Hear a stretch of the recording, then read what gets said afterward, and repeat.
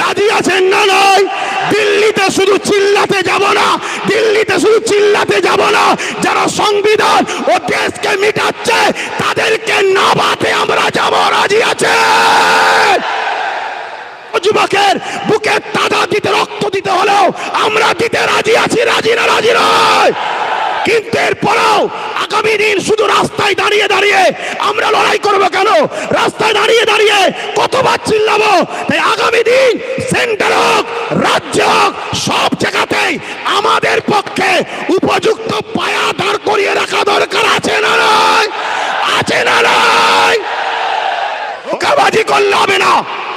জন্মেছি যখন মরবো একদিন, ইনসাফের জন্য লড়বো, মানবতার জন্য লড়বো, দেশের জন্য লড়বো, সংবিধানের জন্য লড়বো, নিজের মাতৃভূমির বসবাসকারী গরিব হিন্দু, দলিত, আদিবাসী, সাঁওতাল, বাগদি সবার জন্য আমরা লড়বো। এতে আপনারা প্রস্তুত আছেন না নয়? আছেন না নয়? পন্থা আছে। যেভাবে আমরা আন্দোলন করছি গণতান্ত্রিক প্রক্রিয়ায়, এই আন্দোলনকে আরো বাড়াতে হবে। কি বাড়াতে হবে? না হবে না? প্রকৃত যারা ইমানদার আমরা সংগঠিত হয়ে এই লড়াই শুরু করেছি। ইনশাআল্লাহ এই লড়াইয়ের শেষ ইনশাআল্লাহ আমরা করেই দেখাবো। বলুন ইনশাআল্লাহ। আমি মাইকে বলেছিলাম আজ আমরা 14-15 হাজার র‍্যাব নিয়ে দিয়ে পিটবে, সংবিধান বিরোধী কাজ করবে, কাল থেকে যেখানে পাবো সেখানে আমরাও পিটিয়ে দেখিয়ে দেবো। এ দরকার আছে না নয়? আমরা কি এদেশে জন্ম হয়েছি শুধু লাঠি খাবার জন্য, মার খাবার জন্য, ভিক্ষা লিবার জন্য?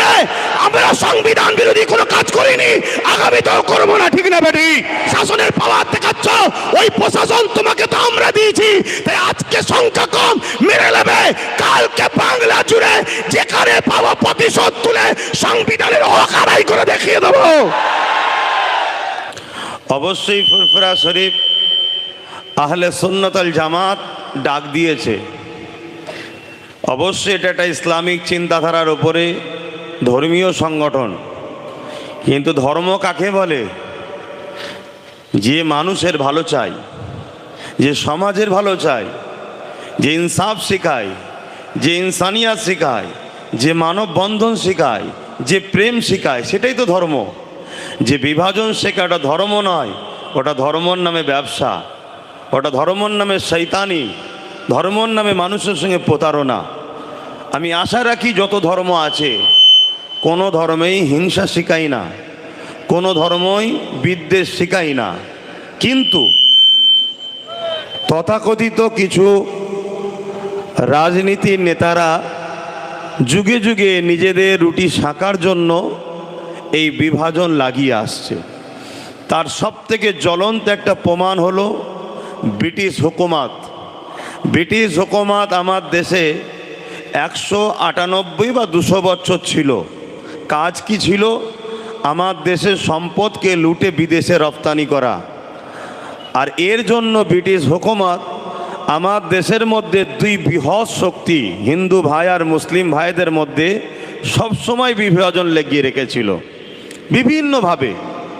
তাই আজকের এই আন্দোলন মোটেই যদি কেউ মনে করেন আমি আমার ধর্মীয় মসজিদ, মাদ্রাসা, দ্বীন ইসলামের জন্য আন্দোলন করতে নেমেছি শুধুমাত্র এর জন্য, তাহলে এটাও একটা চরম ভুল হচ্ছে। আজকের এই আন্দোলন যেমন হিন্দু মুসলমান নয়, আজকের এই আন্দোলন শুধু মসজিদ, মাদ্রাসা, খানকা, ঈদগাহ, ওয়াকফ নিয়ে নয়। আজকের এই আন্দোলন মনে রাখবেন আগামী দিনের আমার ভারতের সংবিধান থাকবে না আমার সংবিধান মিটে যাবে, এটা হলো আমাদের মূল লড়াই।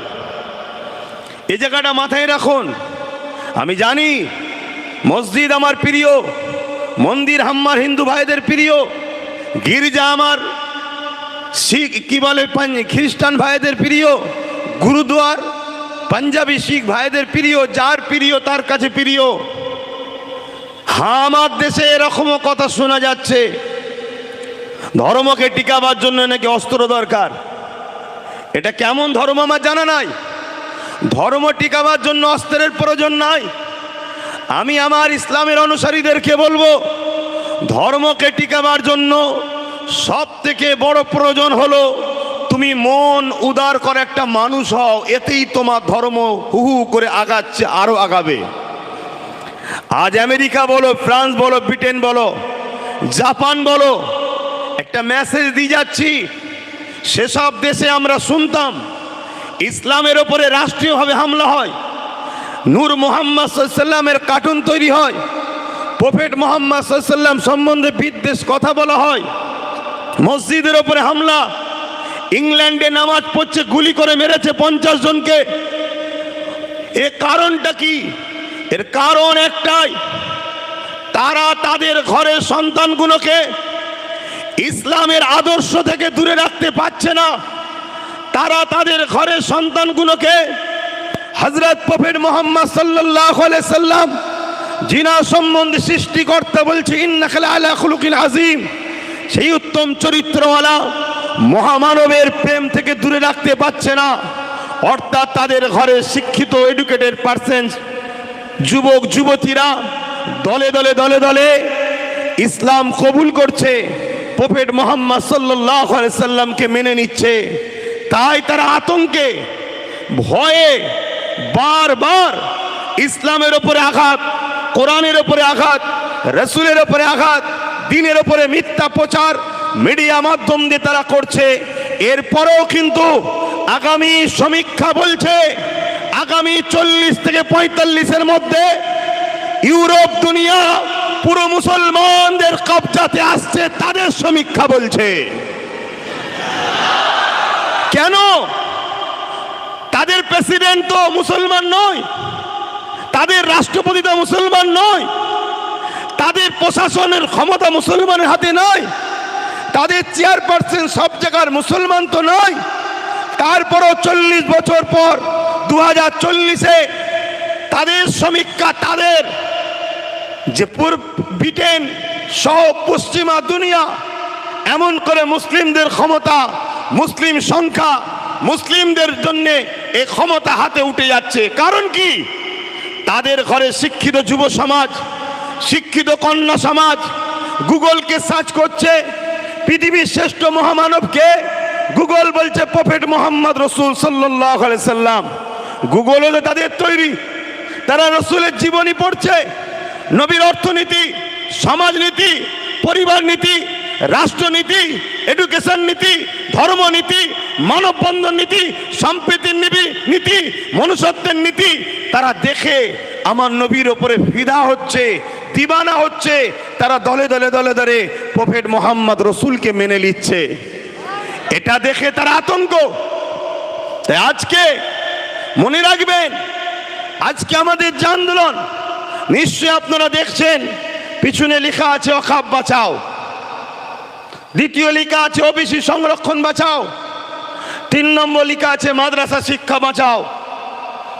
আমি বড় শ্রদ্ধার সাথে বলছি, এই যে কথাগুলো বলছি, ডক্টর বাবা সাহেব আম্বেদকরের রচিত সংবিধান আমাদেরকে বলার পাওয়ার দিয়েছে। নিশ্চয়ই আপনারা জানেন 6 ডিসেম্বর 1992 বাবরি মসজিদকে একদল অশুভ শক্তি ধ্বংস করেছে। এর পিছনে কারণটা কি জানেন? এই দিনটা কেন নিল 1992 6 ডিসেম্বর? এই 6 ডিসেম্বরটা কেন নিয়েছিল জানেন? এই 6 ডিসেম্বর হচ্ছে ডক্টর বাবা সাহেব আম্বেদকরের জন্মদিন। পুরো ভারতের মানুষ বাবা সাহেব আম্বেদকরকে, সে মুসলিম হোক, দেশপ্রেমিক হিন্দু হোক, আদিবাসী হোক, দলিত হোক, সাঁওতাল হোক, খ্রিস্টান হোক, যে কোনো ধর্মের সঙ্গে তার সম্পর্ক থাকুক, ডক্টর বাবা সাহেব আম্বেদকরকে সবাই শ্রদ্ধা করে।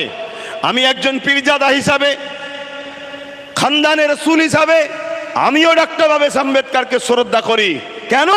তিনি আমার দেশের জন্য চলার একটা সুন্দর ব্যবস্থা করেছে, যেখানে সবার সমান অধিকার দিয়েছে। তাই সেই ডক্টর বাবা সাহেব আম্বেদকরের এই 6 ডিসেম্বর জন্মদিন ছিল। এই দিনটাকে পুরো ভারতের মানুষ বড় আনন্দের সাথে, গরিমার সাথে ডক্টর বাবা সাহেবের স্মৃতি উদযাপন করত বিভিন্ন কর্মসূচি নিয়ে।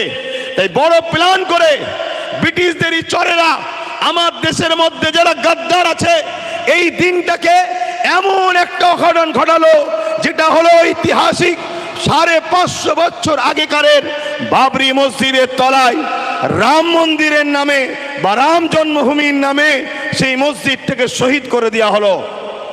মূলত উদ্দেশ্য ওখানে রাম মন্দির বানানো, রামের জন্ম, এটা কিন্তু মূলত লক্ষ্য নয়। যারা এ কাজ করেছে তাদের সঙ্গে আমি চ্যালেঞ্জের সাথে বলছি, সাধারণ হিন্দুদের সঙ্গে হাজারো হাজারো মাইল দূরত্ব রয়েছে।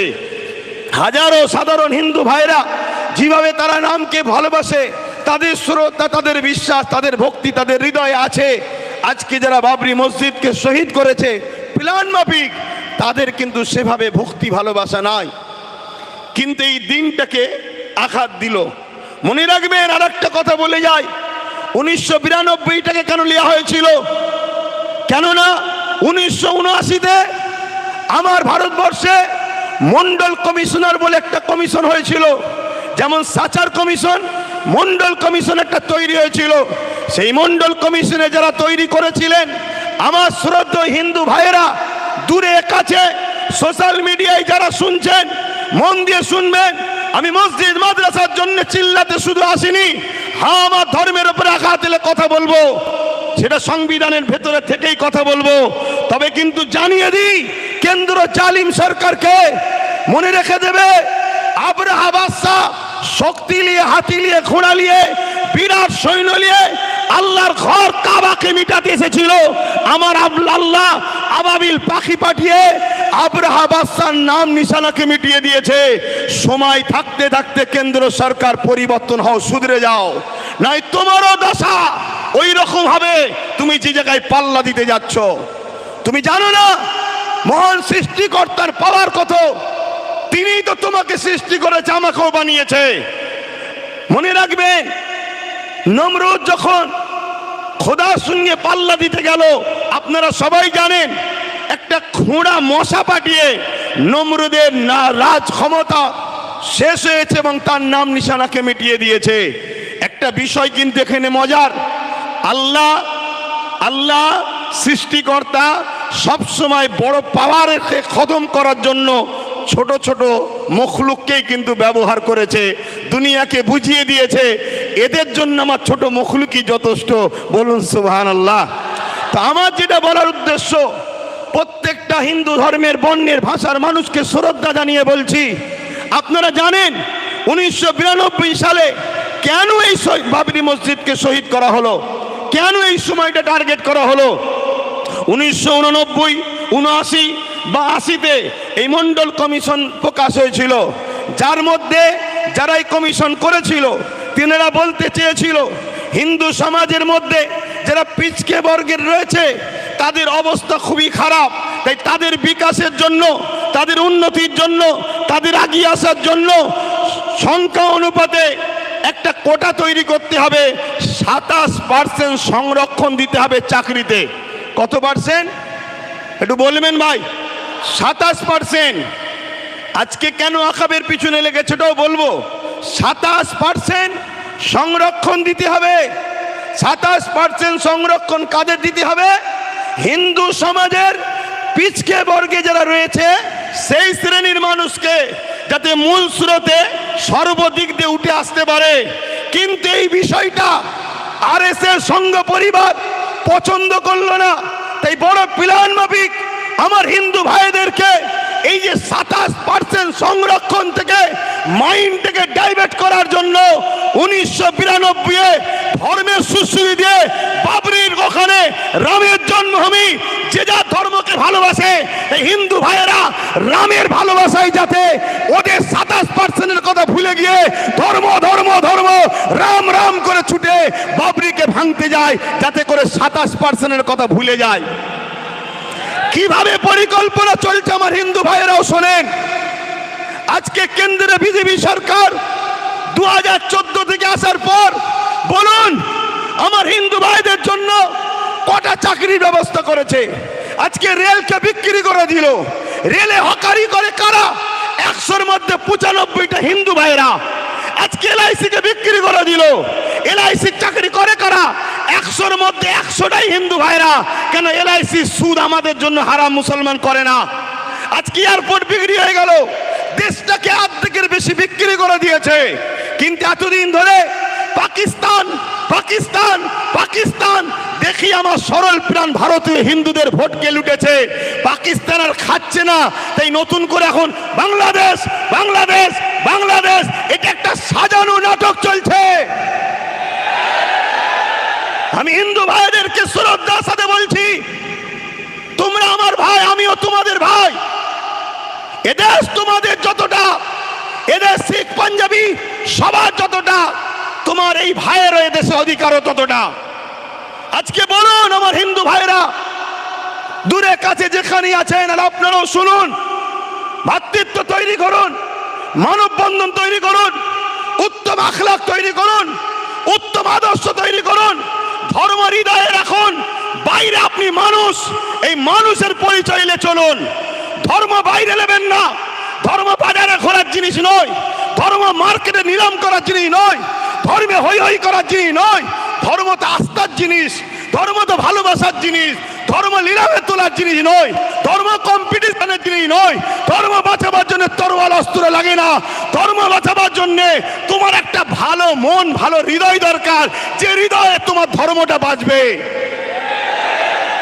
আজকে বড় দুঃখের সাথে বলতে হয়, ইউক্রেন আর রাশিয়ার যখন লড়াই হচ্ছিল, আমাদের সাহেব, বুঝতে পারছেন তো নাকি, আমাদের সাহেব ওই গুহার মধ্যে ক্যামেরাওয়ালাকে নিজে নিলাম করে দেখছিলেন, বুঝতে পারছেন না? আমাদের সাহেব ফোন করেছে নাকি ইউক্রেন আর রাশিয়ার যুদ্ধ বন্ধ হয়ে গেছে।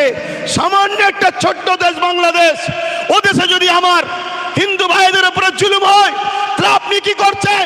পার্টি করছেন, পিকনিক করছেন, না হালো বিছানার উপরে ঘুমিয়ে আছেন? কেন আপনি বন্ধ করতে পারছেন না? আপনি যদি ইউক্রেন রাশিয়ার যুদ্ধকে বন্ধ করতে পারেন, তাহলে আপনার পাশের দেশ কেন বন্ধ করতে পারছেন না? আমি আর একটা তথ্য বলে যাচ্ছি, আপনাদের ঘরে বলছি এবং আমার হিন্দু ভাইদের ঘরে বলছি। কেন এটা বলতে চাইছি? কেন দেশটাকে বাঁচাতে হবে, দেশটা বাঁচাতে হবে। দেশটা হলো একটা বট গাছ বা একটা যে কোনো গাছ, এই গাছটা বেঁচে থাকবে ততক্ষণ যতক্ষণ এর শিকড়গুলো সুরক্ষিত থাকবে, ঠিক না বেঠিক? এর শিকড়গুলো, এর একটা শিকড়ের নাম হিন্দু, একটা শিকড়ের নাম মুসলমান, একটা শিকড়ের নাম শিখ, একটা শিকড়ের নাম আদিবাসী, একটা শিকড়ের নাম দলিত, একটা শিকড়ের নাম সাউদি, কি বলে সাঁওতাল, বিভিন্ন এক একটা শিকড় সব কটাই গাছের জন্য কিন্তু মজবুত। যদি একটা শিকড় কেটে যায়, মূলত আমার দেশ অর্থাৎ গাছটা দুর্বল হবে, দেশটা দুর্বল হবে। আজকে হিন্দুর দরদ দেখাচ্ছে কেন্দ্র সরকার, বাংলাদেশ নিয়ে বড় মিডিয়া গরম করছে, বাংলাদেশ অশান্তি তৈরি করছে। কিন্তু আমি জানতে চাই, আমাদের পাশে নেপাল 95% হিন্দু, সেই দেশের সঙ্গে ভারতের সম্পর্ক ভালো নেই কেন? কেন্দ্র সরকারকে জবাব দিতে হবে। কথা বলেন, জবাবের দরকার আছে না নাই? তুমি যদি এতই হিন্দু দরদি সরকার হও, এতই যদি হিন্দুদের ভালোবাসো, তাহলে জবাব দাও। যখন ডোনাল্ড ট্রাম্প আহমেদাবাদ স্টেডিয়ামে উদ্বোধন করতে আসছিল, রাস্তার দুদিকে গরিব হিন্দুদের বাড়িগুলোকে যাতে ডোনাল্ড ট্রাম্প দেখে ফেলে, বড় পর্দার আড়াল করে দিয়েছিল কেন? তারা কি মানুষ নয়? তারা গরিব হয়েছে বলে কি মানুষ নয়? মনে রাখবেন, এসব রাজনীতি রুটি শাখার চক্রান্ত। আজকে 95% নেপালের সঙ্গে ভারতের সম্পর্ক নেই। ভারতের প্রতিবেশী চতুর্দিকের দেশগুলোর খবর নেন, সবার সঙ্গে সম্পর্ক খারাপ ছিল। যদিও বা বাংলাদেশের সঙ্গে সম্পর্ক, এই অপদার্থ সরকার আসার পরে ওই বাংলাদেশের সঙ্গে সম্পর্কটা আমাদের খারাপ হয়ে গেছে।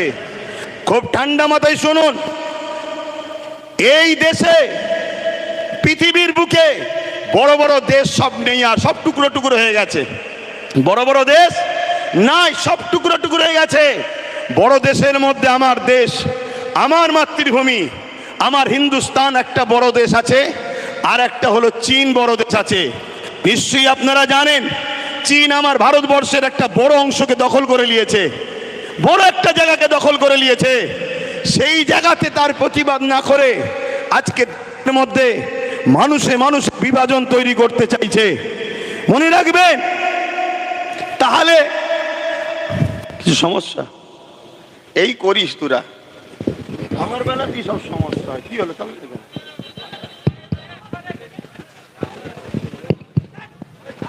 আস্তে আস্তে আস্তে, এই ধৈর্য ধরতে হবে। ডিসিপ্লিন সব থেকে বড় জিনিস। এ লড়াই আজকে শেষ নাকি? নিশ্চয়ই আওয়াজ দিয়েছি, শুনেছেন তো নাকি? হ্যাঁ, আমি এখান থেকে প্রকাশ্য বলে যাচ্ছি, এতে আমার হিন্দু ভাইয়েরা ভুল বুঝলে কিছু করার নেই। বাবরি মসজিদ ছিল, আছে, থাকবে। বাবরি মসজিদকে নতুন করে আমরা তৈরি করব, বলুন ইনশাল্লাহ, বলুন ইনশাল্লাহ। তবে বাবরি মসজিদ তৈরি করতে গিয়ে রাম মন্দির ভাঙতে লাগবে নাকি? না। কেন লাগবে না? যেখানে বাবরি মসজিদ ছিল ওখানে ফাঁকা আছে, ওখানে রাম মন্দির করেনি। এ তো বোকা বানিয়েছে আমার হিন্দু ভাইদের করে। শ্রদ্ধার সাথে বলছি ভাই, দুশ্মনের নজরে আমায় দেখুনি কেন? আমি ফ্রিডম ফাইটার পীর আবু বকর সিদ্দিকীর চতুর্থ প্রজন্ম, যিনি গান্ধীবাবুর সাথে কি বলে আশফাকুল্লাহ খানের সাথে, নেতাজির সাথে, ঈশ্বরচন্দ্র বিদ্যাসাগর, রবীন্দ্রনাথ টেগরের সাথে এক পিরিয়ডে বসে ব্রিটিশ তাড়াবার জন্য যারা লড়াই করেছিল, সেই পরিবারের সন্তান আমি। মনে রাখবেন আমি কি কথা বলছিলাম? এইসব বিছখানে ডিস্টার্ব হয়ে গেলে। হ্যাঁ, কি কথা বলছিলাম? হ্যাঁ, চীন চাইছে ভারতকে টুকরো টুকরো করার। এদিকে পাকিস্তানও আছে, এও চাইছে ভারতকে, বলুন, টুকরো টুকরো করার। আর সেই টুকরো টুকরো করার ফাঁদে বা ইচ্ছা করে আমার কেন্দ্র সরকার কিন্তু সেই রাস্তায় নিয়ে যাচ্ছে দেশকে। আমাদের মধ্যে ঐক্য না তৈরি করে, আমাদের মধ্যে ভ্রাতৃত্ব না তৈরি করে, আমাদের মধ্যে মিলবন্ধন না তৈরি করে, শুধু একটাই আওয়াজ তুলছে, যেটা আমার বাইজিদ আমিন ভাই বলছিল, পুরো দেশ জুড়ে হিন্দু খাতরে মে হ্যায়। আগামী 30-এ, আগামী 40-এ মুসলমান এই হয়ে যাবে, মুসলমান ওই হয়ে যাবে, হিন্দু থাকতে পারবে না, এ থাকতে পারবে না। শুধু বলছে হিন্দু খাতরে মে হ্যায়। শুনুন আমার হিন্দু ভাইরা, দেশের প্রধানমন্ত্রী হিন্দু, স্বরাষ্ট্রমন্ত্রী হিন্দু, রাষ্ট্রপতি হিন্দু, প্রত্যেকটা রাজ্যের CM Hindu, DM Hindu, BDO Hindu, জজ কোর্টের মেন যারা বিচারপতি তারাও হিন্দু, সেনাপ্রধান হিন্দু, সব জায়গায় হিন্দু থাকার পরেও যদি হিন্দু খাতরে হয়, হিন্দু ভাইদের আন্দোলন করা দরকার। তোদের মতো হিন্দুকে রেখে লাভ নাই। দেশের প্রধানমন্ত্রী গুলো মুসলমানকে করবো আমরা। সব জায়গায় তোরা, সব জায়গায় তোরা, তারপরেও বলছে আমরা খাতরাই। তোদের মতো হিন্দু প্রধানমন্ত্রী দরকার নেই, তোদের মতো হিন্দু স্বরাষ্ট্রমন্ত্রী দরকার নেই। আমরা দরকার এপিজে আব্দুল কালামের মতো মুসলমানকে প্রধানমন্ত্রী তৈরি করব, মৌলানা আব্দুল কালামের মতো প্রত্যেকটা রাজ্যে সিএম বানাবো। এটা আমার হিন্দু ভাইদের, মুসলিম ভাইদের, সবাই আমার দেশকে বাঁচাবার জন্য আওয়াজ তোলা দরকার আছে না নাই? শুধুমাত্র একটা ড্রামা, শুধু একটা নাটক, একটা তো কিছু খোরাক দরকার। 26-এ ভোট আসছে, খোরাক তো দরকার। সেই খোরাকের নতুন খোরাক কি না, ওয়াকাফকে আমি 2024 ওয়াকাফ অ্যাক্ট সংশোধন করব। কি জন্যে করবেন না, মুসলমানরা বড় বিপদে আছে, ওদের ওয়াকাফলে বড় সমস্যা হচ্ছে। আপনি ঠিক বলেছেন, এই পর্যন্ত শুনছেন তো, এ পর্যন্ত আপনি ঠিক বলেছেন, কিন্তু আপনার ঠিক কথার মধ্যে নিয়তটা কিন্তু ভালো নাই। আপনার নিয়ত ভালো নয়। আপনার নিয়ত কি? ওয়াকাফ সংরক্ষণের নামে পীর আব্বাস আলী গোরাচাঁদ রহমাহুল্লাহ হুজুর, যিনি এখানে লোহা তারেতে, লোহা বেড়াতে, জানেন না, চাপা ফুল দিয়েছিলেন, তাই এটা চাপা তলা। কথা বুঝে আসছে? সেই পীর বেড়া চাপা, বেড়া চাপা মানে বেড়ার ওপরে চাপা ফুল, বেড়া চাপা। সেই পীর আব্বাস আলী গোরাচাঁদ রহমাহুল্লাহ, তিনার 900 বিঘের ওপরে জায়গা ছিল। 77 বছর ধরে যত হুকুমত আমার পশ্চিমবাংলায় এসেছে, দুঃখ নেবেন না, সত্যটাকে একটু জানুন, তারপরে পছন্দ হয় নেবেন, না পছন্দ হয় না নেবেন। কিন্তু শোনার আগেই কেন খেপে যাচ্ছেন? 900 বিঘে জায়গাকে 77 বছর ধরে একটু একটু একটু খেতে খেতে আজকে সেই জায়গাটা দাঁড়িয়েছে মাত্র 92 শতক। কত বিঘে জায়গা বলবেন তো? 900 বিঘে, 900 বিঘে জায়গা। আমার রাজ্যের হিসাব দিচ্ছি, তাহলে বুঝবেন কেন্দ্র হঠাৎ করে বিল কেন করতে চাইছে? সেটা দাঁড়িয়েছে কত? 900 বিঘেটা দাঁড়িয়েছে 92 শতক, কিছু কম 3 বিঘে। কথা বুঝলেন? 900 বিঘের থেকে বেঁচে আছে কিছু কম 3 বিঘে। এখন মোদি বাবু হঠাৎ করে ভাবছে ওই 3 বিঘেটা তোরা খেতে পারবি না, এটা আমি খাবো, এজন্য বিল বানাতে চাইছে। যদি মুসলিমেরই সংরক্ষণ দরকার, তাহলে হাজার লক্ষ বিঘে হিন্দু ভাইদের দেবত্ব সম্পত্তি আছে, সেই দেবত্ব সম্পত্তি থেকে হিন্দু ভাইদের বিকাশ করুন, হিন্দু ভাইদের শিক্ষার ব্যবস্থা করুন, হিন্দু ভাইদের রুজি রুটি থাকার ব্যবস্থা করুন। আদিবাসী ভাইদের জল জঙ্গলের সম্পদ কর্পোরেশনরা লুটে লুটে বড় বড় বিল্ডিং তৈরি করে ফেলছে। আপনি যদি উপযুক্ত প্রধানমন্ত্রী হন, দেশকে যদি ভালোবাসেন, দেশবাসী সবকা সাথ সবকা বিকাশ যদি চান, তাহলে জল জঙ্গলের দখলকৃত সম্পদকে উদ্ধার করে আদিবাসী ভাইদের শিক্ষা, স্বাস্থ্য, রুজি রুটি, কর্মসংস্থান মূল সুরাতের দিকে টেনে নিয়ে আসুন। না, উনি শুধু মুসলমানদের দরদি হয়েছে। শুনছেন তো নাকি? এদিকে বলছে হিন্দু খাতরে মে, আর প্রধানমন্ত্রী বলছে মুসলমানদের আমি উপকার করব। এই নাটক বুঝতে বাকি নয়। উনি এই বিলটা তৈরি করে পুরো দেশের 27 লক্ষ বিঘে সম্পদ, অঙ্কটা মনে রাখবেন, পুরো দেশ জুড়ে 27 লক্ষ বিঘে সম্পদ আছে।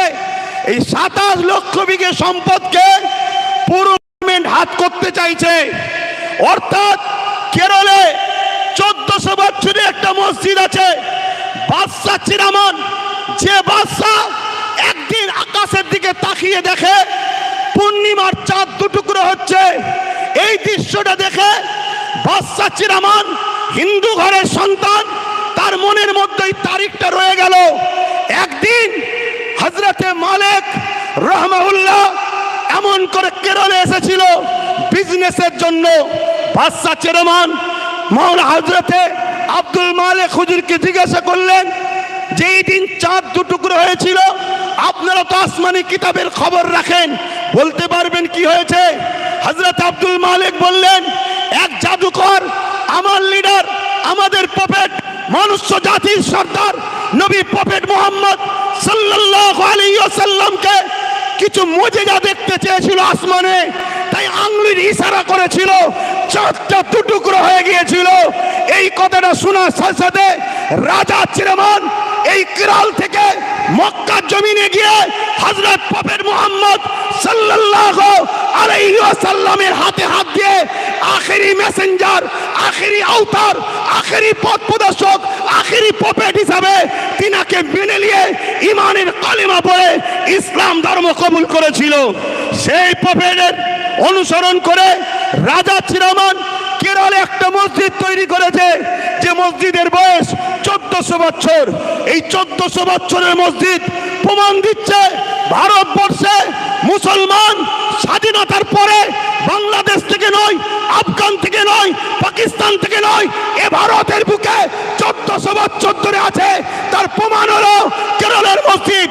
1400 বছর আজান হচ্ছে, 1400 বছর নামাজ হচ্ছে। যে মুসলমানদের ভারতবর্ষে পরিচয় 1400 বছরে থাকতে পারে, এই 14 দিনের সরকার এনআরসি করে আমাদেরকে তাড়ানো অসম্ভব হচ্ছে। এই ওয়াকফকে কবজা করে, ওই মসজিদকে প্রমোটিং করে, বিক্রি করে তোমার আমার প্রাচীন ঐতিহ্যকে মিটিয়ে তোমাকে আমাকে প্রমাণ করতে চাইছে স্বাধীনতার পরে এসেছো, তারপরে এনআরসি করে তোমাকে আমাকে হত্যা করবে। মাথায় ঢুকছে? বক্তব্য শুনছেন? কেন আমি অনেক ঠান্ডা মাথায় চিন্তা করছিলাম, আরে ওয়াকফ তো সবাই খেয়েছে, ওয়াকফের মধু চাকতে এমন কেউ তো নাই।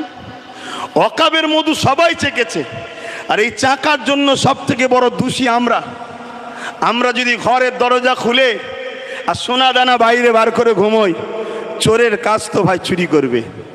তা আমরা সারা জীবন একে বললাম, ওকে বাপ বললাম, তাকে বাপ বললাম, সবাইকে মাথায় তুলে দিলাম, তাই যেই উঠেছে সেই আমাদের ওয়াকফকে চেকেছে। তো হঠাৎ করে ইনি বিল পাস করতে চাইলো কেন, এই প্রশ্নটা আমার মাথায় খটকা দিয়েছে। আমি রিসার্চ আমার ক্ষুদ্র জ্ঞানে চিন্তা ভাবনা করে আমি যেটা দেখলাম, একটা মসজিদ আছে 1300 বছর বয়স গুজরাটে। এভাবে ভারতবর্ষ জুড়ে হাজার হাজার বছর ধরে ঐতিহ্যের মসজিদ, কবরস্থান, মাদ্রাসা, খানকা, দরগা প্রমাণ দিচ্ছে এ ভারতবর্ষে মুসলমান হাজার হাজার বছর ধরে আছে। স্বাধীনতার লড়াইতে 95,000 কম বেশি মানুষ দেশের জন্য জীবন দিয়েছে প্রথম কাতারে, তার মধ্যে 63,000-এরও বেশি মুসলমানের জীবন কোরবান হয়েছে দেশের জন্যে। তাই ব্রিটিশ চলে গেছে, আজ চাইনিজ যদি মনে করে আমার দেশকে লুটবো, আমার দেশকে মিটাবো, চাইনারাও জানে এরা খালেদ বিন ওলীদের উত্তরসূরি, এরা জানে এরা হযরতে সিদ্দিক আকবরের উত্তরসূরি, ফারুক আজমের উত্তরসূরি, হযরতে মৌলা আলীর উত্তরসূরি। অতএব এরা থাকা অবস্থায় ভারতের ক্ষতি পৃথিবীর কোনো দাদা করতে পারবে না। তাই বড় প্ল্যান করে আজ ক্ষমতাশালী যারা তাদের দ্বারা বিভাজন তৈরি করার ষড়যন্ত্র করছে। মনে রাখবেন এই লড়াই আমাদের সাংবিধানিক অধিকার লড়াই। আমার আগে বাইজিৎ ভাই বলছিলেন 1947 আইন তৈরি হয়ে গেছে ভারতবর্ষে। আজকের দিন থেকে যেটা মন্দির মন্দির থাকবে, যেটা মসজিদ মসজিদ থাকবে, যেটা গির্জা গির্জা থাকবে, ওখানে তুমি হাত আর দিতে পারবে না। কিন্তু দুঃখের বিষয় কোর্টের মধ্যে কিছু জজ হয়েছে, তারা আজকে মুখ চাওয়াচাই করে দেখে, আইনকে দেখে না, আইনকে তারা রেখে দিয়েছে। তাই বোম্বাইয়ের এক মসজিদে সার্ভের নামে নোটিশ যেই দিয়েছে, 1.5 ঘন্টার মধ্যে নোটিশ ধরিয়ে দিয়েছে সার্ভের। সেই সার্ভে করতে গেল, মসজিদ কমিটি হেল্প করলো, সার্ভে হয়ে গেল। পরের দিন সকালবেলা সকাল 6টায় আবার গেছে। কেন? গতকাল তো সার্ভে করলেন, আবার আজকে আসছেন কেন? না, একটা অশান্তি লাগাতে হবে, একটা ফিতনা লাগাতে হবে। গতকালকে হয়নি, ওই অশান্তি হলো। সেই অশান্তিতে প্রশাসনের গুলিতে 5টা নিরীহ ভারতীয় জীবন চলে গেল। তার মধ্যে 17 বছরের একজন যুবক, সে গরিব, খেলনা বিক্রি করছিল, তার বুকে যে গুলি লাগলো সেও মারা গেল। এটা হলো আজকের ডিজিটাল ইন্ডিয়া আমার মোদি সাহেবের। আজকে মনে রাখবেন এই চক্রান্ত পুরো দেশ জুড়ে করছে, এর পিছনে কিন্তু আমাদেরও অন্যায় আছে না নাই? কথা বলুন।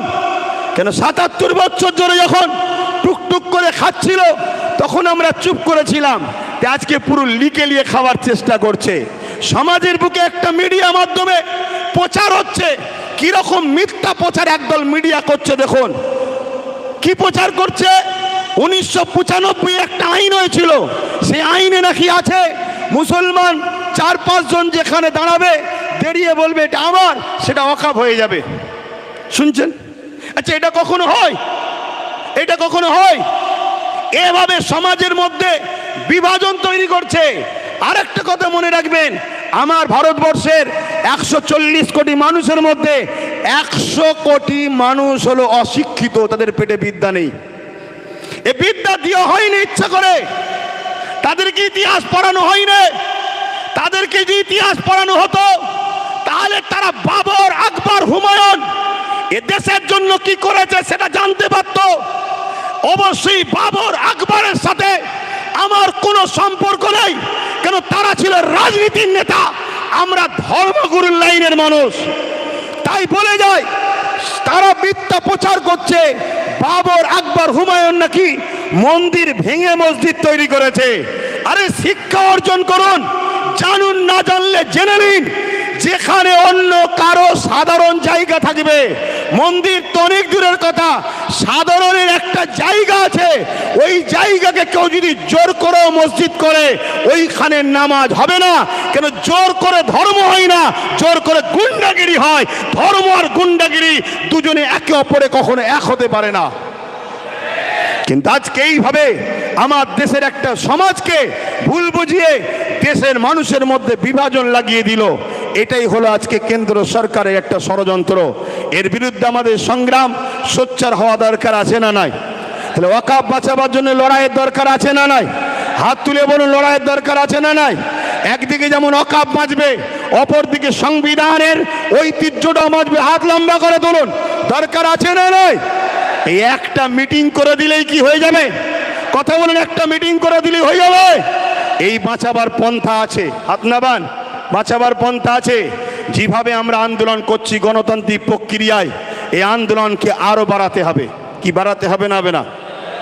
এইটা প্রতিটা জায়গায় করে করে আমার ভাই বলছিলেন যে আব্বাস সিদ্দিকী ভাই, অনেকে বলছে যে এত দেরিতে নামলো কেন? না বন্ধু, যখন তুমি কিছু জানতে না ঘুমোচ্ছিলে তখন ওয়াকফ সিগনেচার হয়েছিল, ভোটাভুটি হয়েছিল। সেই সময় কোনো দাদা, কোনো মুফতি মাওলানা কেউ নিজের বাড়ি ক্যাম্প তৈরি করে মানুষের ফরমে সই করায় না, সেটা আব্বাস সিদ্দিকী করেছিল।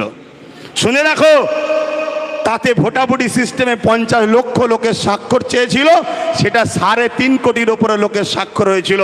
সেটা আমি আমার বাড়িতে ক্যাম্প তৈরি করে মানুষকে দাওয়াত দিয়ে খাইয়ে সই করিয়েছিলাম যে ওয়াকফের বিরুদ্ধে সই করো, যে আমরা ওয়াকফ বিল চাই না, আমাদের যেটা আছে সেটাই থাক। বুঝে আসছে? দ্বিতীয় নম্বর কথা শোনো, আজকে এইখানেই শুধু শেষ করে দিলে হবে না, প্রতিটা জায়গায় করে করে, প্রতিটা জায়গায় আন্দোলন করে করে আমাদেরকে পশ্চিম বাংলার রাজধানী কলকাতায় যেতে হবে। প্রয়োজন হলে আমরা ব্রিগেড যাব। আপনারা প্রস্তুত আছেন? হাত তুলে বলুন, প্রস্তুত আছেন? প্রস্তুত আছেন? হাত নামান। ওই কে কে আসবে প্রশ্ন করবেন না, কে কে আসবে প্রশ্ন করবেন না। আমি একা থাকবো, সঙ্গে আওলাদে আল্লামা থাকলে অসুবিধা আছে আপনাদের? হাত তুলে বলুন, অসুবিধা আছে কেন? আমরা জানি, আমরা জানি, ইতিহাসের পথে সাক্ষী দিচ্ছে, যতবার আমরা লড়াই করেছি, সংগ্রাম করেছি, সংখ্যা বেশি হলে আমরা জিতিনি, আমরা সংখ্যা কমে জিতেছি। সংখ্যা বেশি হবে আর তার মধ্যে যদি মুনাফেক ঢুকে যায় তাহলে আমাদের হার কিন্তু অনিবার্য, হারতেই হবে। কেন? মুনাফেক তোমার ঘরের ঘাঁটি টাটি প্ল্যান সব জানিয়ে দেবে। কেন? আমরা তো দেখছি, আমরা তো দেখছি ঠিক এমনই জিনিস হচ্ছে। কটায় আজান হবে? টাইম আছে? তার টাইম আছে, 5 মিনিট বলবো? একটু সবাই সাক্ষী দেন, কেন কাজ কাম ছেড়ে এসেছে। 5 মিনিট, হ্যাঁ, একটু মন দিয়ে শোনেন। আমরা তো দেখছি সেই প্রবাদ বাক্য আছে না, পাড়ায় চোর পড়েছে, সবাই বেরিয়ে পড়েছে, চোর ধরো, চোর ধরো, চোর ধরো। আর চোরও ওই বিষখানে ঢুকে বলছে চোর ধরো, চোর ধরো, চোর ধরো, বলছে না? বলে না? আরে কলকাতায় ভিআইপি ভিআইপি জায়গা ওয়াকফের, রাজ্য সরকারের আজকে আমলা বলেন, নেতা লিডার বলেন, তারা সব দখল করে বসে আছে। তারা আবার ময়া কাঁদা নেবে, কাঁদছে মুসলমান, চিন্তা করেনি আমরা তোমাদের ওয়াকফ বাঁচিয়ে দেবো। আচ্ছা বলুন, এটা কি ধোঁকা নয়? কথা বলেন, ধোঁকা না? ধোঁকা নয়। কেন? আমরা নাম ধরে বলতে পারি, কালীঘাটে টিপু সুলতানের সন্তানের মাজার রয়েছে, তার কবরের ওপরে দোকান হয়ে গেছে, ওটা ওয়াকফের জায়গা। আমি বললাম না আপনাদের পীর গোড়াচাঁদ আব্বাসী হুজুরের 900 বিঘে জায়গা আজকে হয়ে দাঁড়িয়েছে কত? 92 শতক। এই লড়াইটা করতে হবে, কিন্তু এই লড়াই কোন গাদ্দার মুনাফেককে নিয়ে নয়। এই লড়াই আমরা সংগঠিত হব। প্রকৃত যারা সংবিধানকে ভালোবাসে, প্রকৃত যারা ইমানদার, আমরা সংগঠিত হয়ে এই লড়াই শুরু করেছি। ইনশাআল্লাহ এই লড়াইয়ের শেষ ইনশাআল্লাহ আমরা করেই দেখাবো। বলুন ইনশাআল্লাহ। আরেকটা ছোট্ট নমুনা দিয়ে যাচ্ছি। এই নদী পার হলেই উপারে চুচুড়ায় একটা মসজিদ আছে, মাদ্রাসা আছে, 1000 বছরের, যার আজকের বাজার 10-20 হাজার কোটি টাকা। সেই সম্পদে তালা মেরে দিয়েছিল আজকের যিনি সরকার রয়েছে কেন্দ্রে, এই রাজ্যে তালা মেরে দিয়েছিল। অনেকে আন্দোলন করেছে, খুলতে পারে না। অনেকে আন্দোলন করেছে, খুলতে পারে না। মাত্র 12 থেকে 15 হাজার যুবক নিয়ে আহলে সুন্নাত ওয়াল জামাত আন্দোলন করেছিল। তালা খুলে আসর মাগরিবের নামাজ পড়ে সেখান থেকে এসেছিলাম আমরা। কারণ ইমানদার কখনো হুকুমতকে ভয় করে না, ইমানদার সৃষ্টিকর্তাকে ভয় করে। ইমানদার বোমকে ভয় করে না, কামানকে ভয় করে না, বন্দুককে ভয় করে না, শাসকের রক্ত চক্ষুকে ভয় করে না, ইমানদারের হৃদয়ে আল্লাহর ভয় রয়েছে। তাই যখন আমরা 4টে পর্যন্ত পারমিশন ছিল, 4টে পার হচ্ছে, আমরা দাবি রেখেছি নামাজ পড়বো, তারপরে ঘরে যাব, আর নাই খাটিয়া করে যাব। তখন র‍্যাব না বাজছে, র‍্যাব ভয় দেখাচ্ছে, র‍্যাব না বাজছে। আমি মাইকে বলেছিলাম আজ আমরা 14-15 হাজার র‍্যাব নিয়ে দিয়ে পিটবে, সংবিধান বিরোধী কাজ করবে। কাল থেকে যেখানে পাবো সেখানে আমরাও পিটিয়ে দেখিয়ে দেবো। এ দরকার আছে না নাই? আমরা কি এদেশে জন্ম হয়েছি শুধু লাঠি খাবার জন্য, মার খাবার জন্য, ভিক্ষা লিবার জন্য? আমরা সংবিধান বিরোধী কোনো কাজ করিনি, আগামীতেও করবো না, ঠিক না বেটি? তুমি আমার মসজিদে তালা মারবে, আমার মাদ্রাসায় তালা মারবে, আর আমি বলতে গেলে তুমি প্রশাসনের পাওয়ার দেখাচ্ছ। ওই প্রশাসন তোমাকে তো আমরা দিয়েছি। তাই আজকে সংখ্যা কম মেরে নেবে, কালকে বাংলা জুড়ে যেখানে পাবো প্রতিশোধ তুলে সংবিধানের হক আদায় করে দেখিয়ে দেবো। সংবিধান রাইট দিয়েছে না দেয়নি? কথা বলুন, দিয়েছে না দেয়নি? আব্বাস সিদ্দিকী ফালতু বকছে না। সংবিধান বলেছে কেউ যদি তোমার উপরে জুলুম করে, রাইট আছে তুমি প্রতিশোধ নাও, রাইট। আর মনে রাখবেন, ইসলাম জুলুম করাকে হারাম করেছে। ভাই বলছিল না ডিফেন্স করাকে ইসলাম জায়েজ করেছে। ডিফেন্স, আমাকে মারবে, আমার কবরস্থান, আরে কালকে তোমার আমার দাদুকে কবর দেবে না পুড়াবে, সেই অস্তিত্বের লড়াই চলছে। তো সংবিধান যখন তোমায় রাইট দিয়েছে, তুমি লড়াই করবে না করবে না? কথা বলো, করবে না করবে না? কিন্তু এই লড়াইটা করবে কার সাথে? যারা বিগত 77 বছর যারা ওয়াকফ খেয়েছিল, মসজিদকে লুটেছে, মাদ্রাসাকে লুটেছে, কবরস্থানকে লুটেছে, তাদেরকে পাশে করলে লড়াই করবে নাকি? এ কথা বলো। কারণ এই সমাজে দুই ধরনের ওয়াকফ নিয়ে লড়াই হচ্ছে। একদল লড়াই করছিস, ভাই তুইও তো ওয়াকফ খেয়েছিস রে, তুই তো যারা ওয়াকফ খায় তার সঙ্গে তোকে দেখা গেছে, তুই আজকে চিল্লাচ্ছিস কেন? সে বলছে ভাই বুঝিস না কেন, এ তো ভাগ দিত, মুদি নিলে ভাগ দেবে না, তাই তো লড়াই করতে নেমেছি। মুদি যদি ভাগ দেবে বলে, এ কিসের লড়াই আবার? কথা বুঝছেন না, বোঝেন না? আর এক দল লোক লড়াই করছে। আলহামদুলিল্লাহ, আল্লাহকে সাক্ষী রেখে বলছি, লড়াই করছি আমার ইমানের অস্তিত্ব, আমার দ্বীনের অস্তিত্ব, আমার সংবিধানের উপরে কেন্দ্র সরকার হাত দিয়েছে, তাই ইমানের দায়িত্বে লড়াই করছি। তো ভাইরা আমার, তাই বলবো লড়াই করতে হবে। তাহলে এই ডাক আগামী দিন ঘুরতে ঘুরতে বাংলার অলিতে গলিতে আমি দেখছি। ভাইরা যদি চান, আপনারা যদি চান, আগামী দিন বাংলা রাজধানী ব্রিগেড হবে, রাজি আছেন তো নাকি? রাজি আছেন তো নাকি? হাত নামান। ধোকা দেবেন না তো? ধোকা দেবেন না তো? কেন ধোকা অনেকে দিয়েছিল বলে মন খারাপ করে চুপ করেছিলাম। ভাই অনেক বুঝিয়েছে, দুজন দিয়েছে বলে 500 জনকে আপনি কষ্ট দিচ্ছেন কেন? কথা ঠিকই, কিন্তু যার দিল ভাঙে সে কষ্টটা সে বোঝে। কিন্তু আজ আবার আপনাদের স্বার্থে, আপনাদের স্বার্থে, দেশের স্বার্থে, নিজের অস্তিত্ব, নিজের ধর্মীয় স্বাধীনতার অস্তিত্বের স্বার্থে আমি আবার নেমেছি, ধোকা যেন না হয়। মনে রাখবেন, আর একটা বিষয় বলে যায়, আপনারা তো ওয়াকফ নিয়ে তো সব শুনলেন, সবাই বক্তব্য দিল, আর একটা কথা শুনবেন না? মাদ্রাসা ধ্বংসের মুখে, জানেন? মাদ্রাসা ধ্বংসের মুখে জানেন? গত বছর দায়িত্ব নিয়েছে রাজ্য সরকার, তার আগে পর্যন্ত মাদ্রাসা পরীক্ষায় একটা সিলেবাসে যে নম্বর হবে মার্কশিটের, তাতে একটা কোরআনের বলে পাঠ থাকতো, অর্থাৎ কোরআনে কত নম্বর পেয়েছে। এই বছর থেকে সেটাকে পাওয়া যাচ্ছে, মার্কশিট ছেড়েছে, তার মধ্যে কোরআন কথাটাকেই তুলে দিয়েছে। যে বলেছিল কোরআন শেষ হয়ে যাবে, আজকে কোরআনটাকেই তুলে দিয়েছে। কথা শুনছেন না শোনেননি? আপনাদেরকে এই কথা শুনে কষ্ট হচ্ছে নাকি? অনেকে ভাবছে এই সময়ে মোদিকে বিরুদ্ধে লড়তে গেলে দিদিকে তো দরকার। আরে শুনুন শুনুন, ডাকাত ধরতে গেলে চোর সাথে লিয়া দরকার নেই। ডাকাত চোর দুটো একই ক্যাটাগরির রাস্তার লোক। এই ভুল বলছি নাকি? অতএব যদি তুমি মনে করো ইমানদার, তাহলে আমার কথা অ্যাকসেপ্ট হবে, আর যদি মনে হয় না, আমার কথা অ্যাকসেপ্ট নাও হতে পারে। আমি আবার বলে দিচ্ছি, পৃথিবীর কোন তাকত, পাওয়ার, শক্তির ওপরে মুখাপেক্ষী আব্বাস সিদ্দিকী নয়। আব্বাস সিদ্দিকী মহান সৃষ্টিকর্তার উপরে নির্ভর করে চলে। তাই হক কথা বলছি, আমার মাদ্রাসার সিলেবাসে মার্কশিটে কোরআনের যে জায়গা ছিল, সেই পাঠটাকেই তুলে দেওয়া হয়েছে এই রাজ্যে। তোমরা জানো 10,000 শিক্ষা প্রতিষ্ঠানের নামে আজকে 300 কম বেশি 350-এর উপরে 400-এর উপরে শিক্ষা প্রতিষ্ঠান কোনো ধ্বংসের মুখে, সেটাই তো তোমরা খবর রাখো না। তাহলে মাদ্রাসা শিক্ষা বাঁচাবার জন্যে এ দায়িত্ব আমাদেরকে নিতে হবে না, হবে না? নিতে হবে না, হবে না?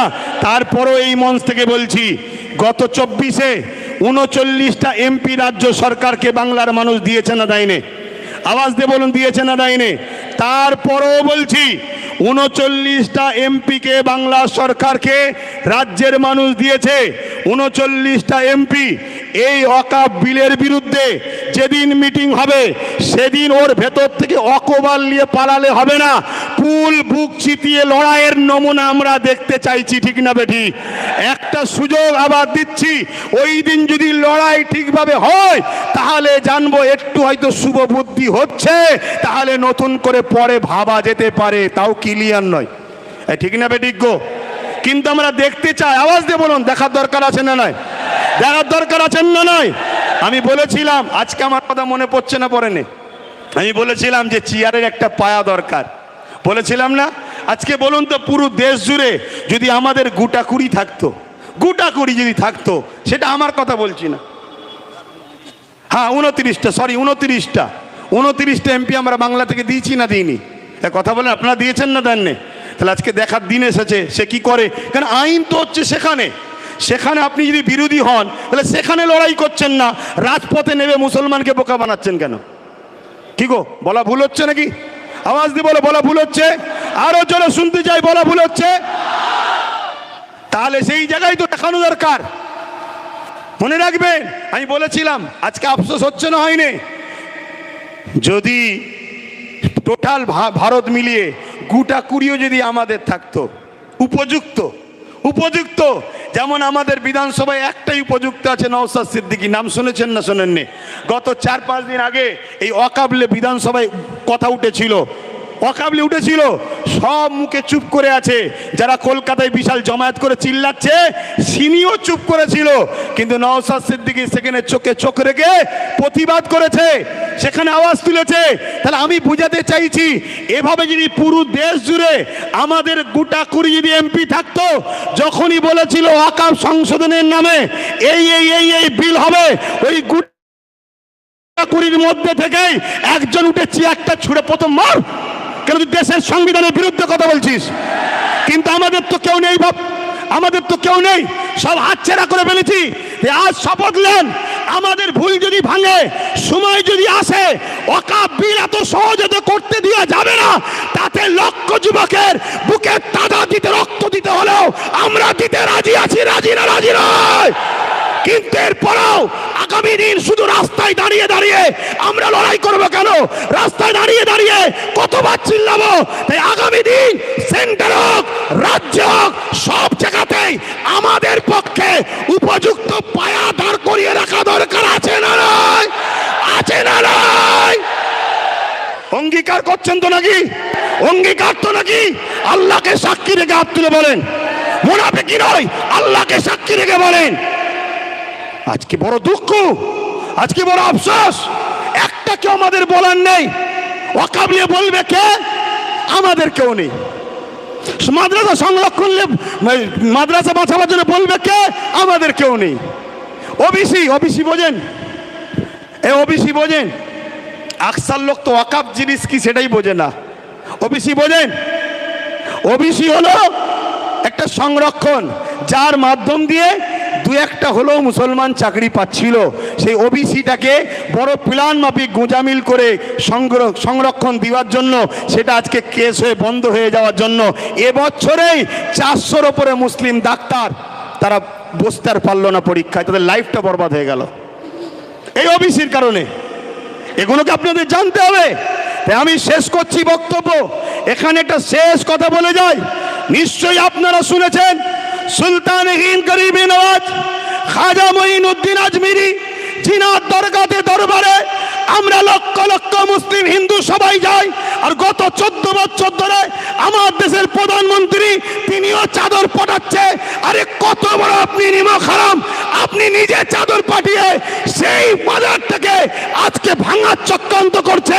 আমি যুব সমাজকে জানতে চাই, শুনে রেখে দাও, গরিবে নওয়াজ তিনি, যিনি তিনার ইশারায় ঘোড়া বসেছিল সেই ঘোড়াকে তোলার এমন করে সেই সময় ক্ষমতাশালীদের ক্ষমতা হয়নি। এই আজকে গরিবে নওয়াজের মাজারকে যারা তুলতে বলছে, প্রয়োজন হলে আমরাও এখান থেকে হুজুরের রওজাতে যেতে রাজি আছি না নাই? সত্যি করে বলো, রাজি আছি না নাই? উঠে দাঁড়ান, কারা যেতে পারবেন? উঠে দাঁড়ান, উঠে দাঁড়ান, কারা যেতে পারবেন? দিল থেকে বলছেন যেতে পারবেন? যেতে পারবেন? এ লড়াই কিন্তু শেষ থেকে ছাড়তে হবে। কেন বারবার হয়েছে, কাউকে খেতে দিলে সে ও শুতে চাইছে। অতএব এই জায়গা শেষ আমাদেরকে করে ছাড়তে হবে। তাই আপনারা এই জায়গা থেকে পিছপা হওয়ার ব্যাপার নেই। আগামী দিন বিভিন্ন জায়গায় করে করে কলিকাতার রাজপথও আমরা নামবো। কলিকাতায় করার পর পুরো দেশ জুড়ে বিভিন্ন জায়গায় আন্দোলন চলছে। সবাই আমরা একসাথে হয়ে অন্য রাজ্যের মানুষদের এক হয়ে আমরা যাব দিল্লিতে। রাজি আছেন না নয়? দিল্লিতে শুধু চিল্লাতে যাব না, দিল্লিতে শুধু চিল্লাতে যাব না। যারা সংবিধান ও দেশকে মিটাচ্ছে তাদেরকে নামাতে আমরা যাব। রাজি আছে? এই মতা যেন মনে থাকে, ধোঁকাবাজি করলে হবে না। জন্মেছি যখন মরবো একদিন, ইনসাফের জন্য লড়বো, মানবতার জন্য লড়বো, দেশের জন্য লড়বো, সংবিধানের জন্য লড়বো। নিজের মাতৃভূমির বসবাসকারী গরিব হিন্দু, দলিত, আদিবাসী, সাঁওতাল, বাগদি সবার জন্য আমরা লড়বো। এতে আপনারা প্রস্তুত আছেন না নয়? আছেন না নয়? আমি সংক্ষেপ করছি, কষ্ট দিলাম আপনাদেরকে, কষ্ট দিলেন। আমি যখন কথা বলি এখান থেকে নয়, এখান থেকে কথা বলি। তা আমার কথা বাপ ওই তেল মাখালু হয় না। তাই হয় চুপ করে যেতে বলেন, চুপ করে যাব, আর নাই কথা বলবো। হ্যাঁ, একটা মিস্টেক হয়েছে, যেটা 6 তারিখে বললাম। ডক্টর বাবা সাহেব আম্বেদকরের ওটা জন্মদিবস নয়, সরি, উনি ওই দিনে মৃত্যুবরণ করেছিল। সেটা পুরো দেশ জুড়ে স্মরণ করা হতো, কিন্তু এই ডিসেম্বর 6 তারিখে এটা রানিংয়ের মাথায় হয়ে গেছে, যার জন্য আমি দুঃখিত। ওটা মৃত্যু দিবস ছিল। তো যাক, আমি সংক্ষেপ করছি। আমরা এসেছি যখন, ছোট্ট করে একটু সৃষ্টিকর্তার কাছে হাত তুলব। আল্লাহুম্মা আমিন। আয় আল্লাহ, আজকে আমাদের এই ডাক, আমাদের এই লড়াই, আমাদের এই আলোচনা আমার মাতৃভূমিকে বাঁচাবার জন্য আমাদের এই লড়াই। পাশাপাশি সংবিধান যে আমাদের ধর্মীয় অধিকার দিয়েছে, সে অধিকারকে যারা খর্ব করছে তাদের বিরুদ্ধে সংগ্রাম করার এই আমাদের লড়াই। আল্লাহ, এই ডাককে আপনি কবুল করুন, এই ঐক্যকে আপনি কবুল করুন। যারা আমাদের মধ্যে মুনাফিকি করছে তাদের হাত থেকে এই সমাজকে আপনি হেফাজত করুন। আমাদেরকে সংগঠিত হবার তৌফিক দিন।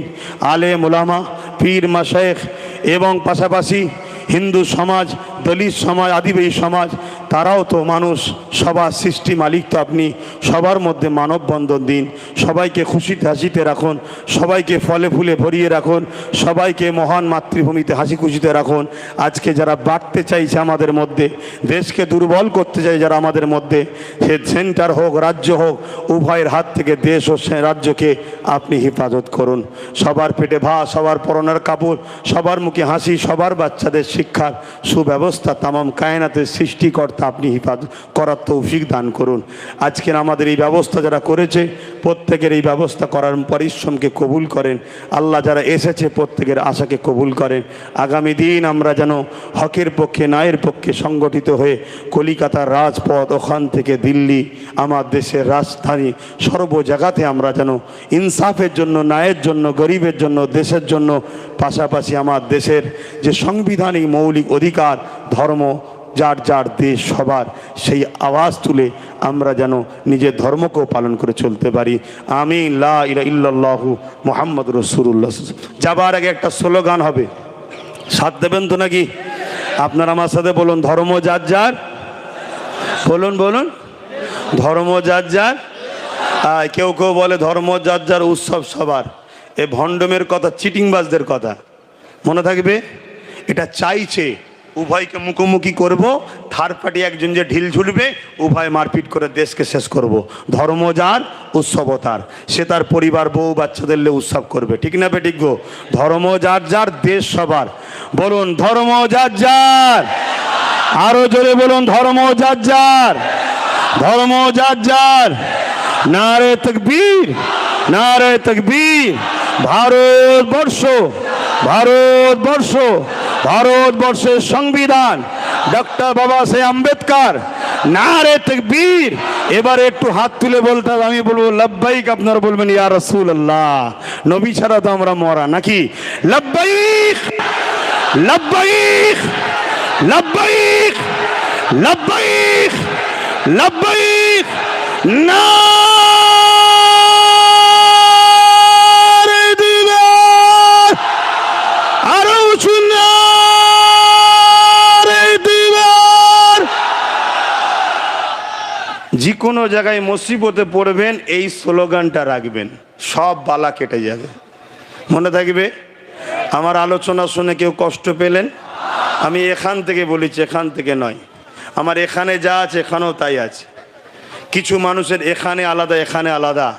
সে মানুষ থেকে দূরে থাকবেন। আমার ভালোবাসার মানুষ যদি হন একটু মাথায় রাখবেন। হাজারো লোক ডাকবে, আগে দেখুন ডাকছেটা কে, তার বিগত দিন কার সঙ্গে উঠা বসা, কি করেছে তারা দেখুন। কথা শেষ। আপনারা আমাকে সালাম দেন। ওয়ালাইকুম আসসালাম রহমতুল্লাহ বরকত। আমি সালাম দেবো, যাবেন। এসব বাড়ি আমার প্রতিবেশী ভাই, আমার হিন্দু সমাজের ভাইদের বাড়ি, তাই তো নাকি? কোনো রকম আপনাদের ব্যবহারে ইনারা যদি কষ্ট পায়, কোনো ক্ষতি যদি হয় যাতায়াতে, তাহলে কিন্তু এটা ধর্মের ক্ষতি আপনি করলেন। ধর্ম একে বলে প্রতিবেশীকে ভালোবাসা। প্রতিবেশী যদি অন্য ধর্মের হয় তারপরেও তাকে ভালোবাসা। ধর্ম কাকে বলে? ক্ষুধার্তকে খানা খাওয়ানো, এর নাম ইসলাম। তাই কেউ যদি বলে ধর্ম বাঁচাতে তরোয়াল লাগবে, আমি আপনাদের বলবো ধর্ম বাঁচাতে গেলে হুজুর পাক সাল্লাল্লাহু আলাইহি সাল্লামের সুন্নত জীবনীকে পড়ুন, হৃদয়ে হুজুরকে রাখুন, হুজুরের সুন্নত অনুযায়ী চলুন। আজকে যেমন আমেরিকা দলে দলে ইসলামে আসছে, ব্রিটেন আসছে, জাপান আসছে, সিরিয়া আসছে, একটা সমীক্ষা তৈরি করেছে আমার ভারত। ওই সমীক্ষাতে এদের মাথা ঘুরে গেছে। আমি ইশারা শুধু দিয়েছি, 50 লক্ষের ওপরে নতুন করে এসেছে ইসলামে। শুনছেন তো নাকি? সরকার তো তুই, তাহলে কে জোর করে তরোয়াল দিয়ে বোম দিয়ে আনলো নাকি, না বন্দুক ধরে? এসব পেট গরমের কথা আমাদেরকে শোনায়। আমি কথা শেষ করছি। আসসালামু আলাইকুম ওয়া রাহমাতুল্লাহি ওয়া বারাকাতুহু। আপনারা আস্তে আস্তে যাবেন, কেউ মুসাফার জন্য দাঁড়াবেন না। আস্তে আস্তে যান, আস্তে আস্তে যান। যারা দায়িত্বে আছেন, সভাপতিত্ব করছেন, আপনারা অনেক সহযোগিতা করেছেন। ইনশাল্লাহ এখন যাওয়ার সময় আপনারা আস্তে আস্তে যাবেন, রাস্তাটা ক্লিয়ার রাখবেন এবং প্রশাসনের সহযোগিতা কামনা করবেন। আপনারা আস্তে আস্তে এবং রাস্তাটা ক্লিয়ার রাখবেন। প্রশাসনের দৃষ্টি আকর্ষণ করছি, যেভাবে যেতে মানুষের সুবিধা হয় আপনারা সেইভাবে রাস্তাটা ক্লিয়ার করে দেবেন।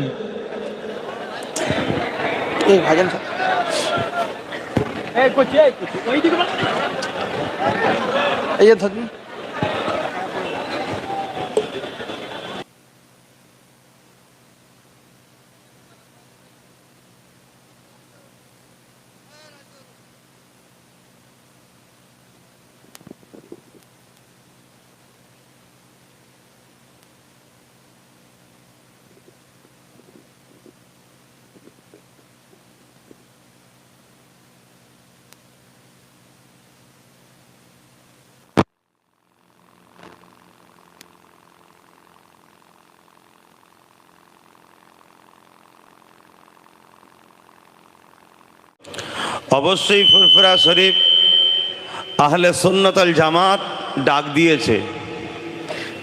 অবশ্যই এটা একটা ইসলামিক চিন্তাধারার উপরে ধর্মীয় সংগঠন। কিন্তু ধর্ম কাকে বলে?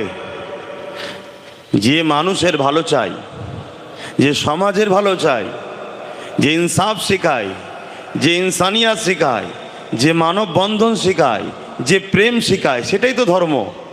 যে বিভাজন শেখা ওটা ধর্ম নয়, ওটা ধর্মর নামে ব্যবসা, ওটা ধর্মর নামে শয়তানি, ধর্মর নামে মানুষের সঙ্গে প্রতারণা।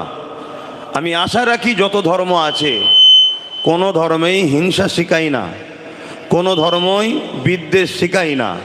কিন্তু তথাকথিত কিছু রাজনীতির নেতারা যুগে যুগে নিজেদের রুটি শাকার জন্য এই বিভাজন লাগিয়ে আসছে। তার সবথেকে জ্বলন্ত একটা প্রমাণ হলো ব্রিটিশ হুকুমত। ব্রিটিশ হুকুমত আমার দেশে 198 বা 200 বছর ছিল। কাজ কি ছিল? আমার দেশের সম্পদকে লুটে বিদেশে রপ্তানি করা।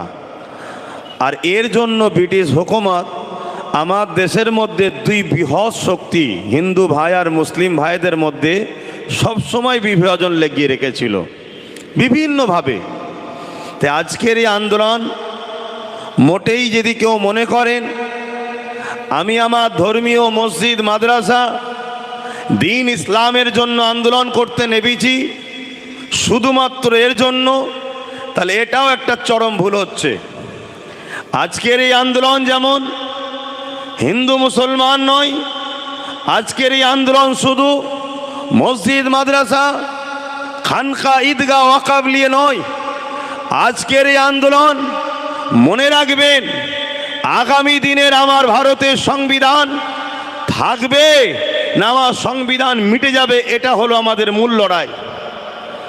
এই জায়গাটা মাথায় রাখুন। আমি জানি মসজিদ আমার প্রিয়, মন্দির আমার হিন্দু ভাইদের প্রিয়, গির্জা আমার শিখ কি বলে খ্রিস্টান ভাইদের প্রিয়, গুরুদুয়ার পাঞ্জাবি শিখ ভাইদের প্রিয়, যার প্রিয় তার কাছে প্রিয়।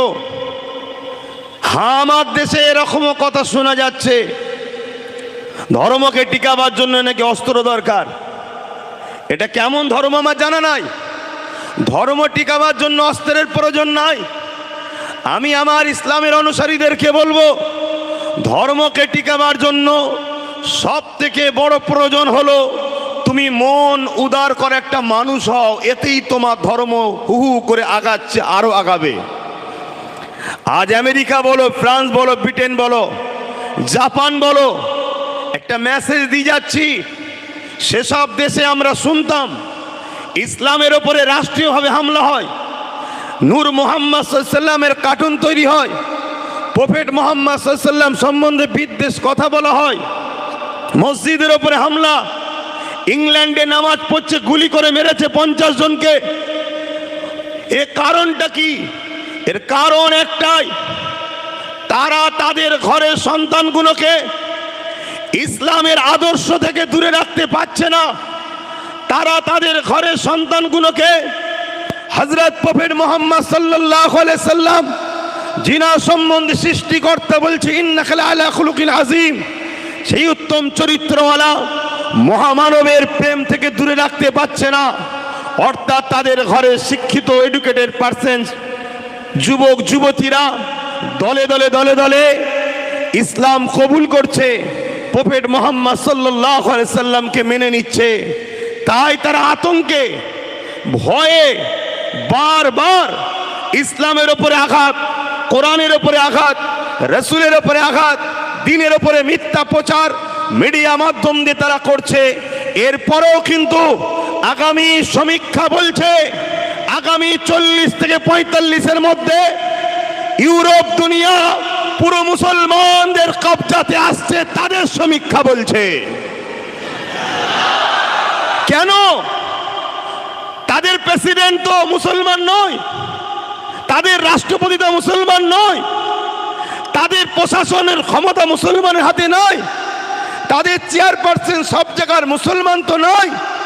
তারপরও 40 বছর পর 2040-এ তাদের সমীক্ষা, তাদের যে ব্রিটেন সহ পশ্চিমা দুনিয়া এমন করে মুসলিমদের ক্ষমতা, মুসলিম সংখ্যা, মুসলিমদের জন্য এই ক্ষমতা হাতে উঠে যাচ্ছে। কারণ কি?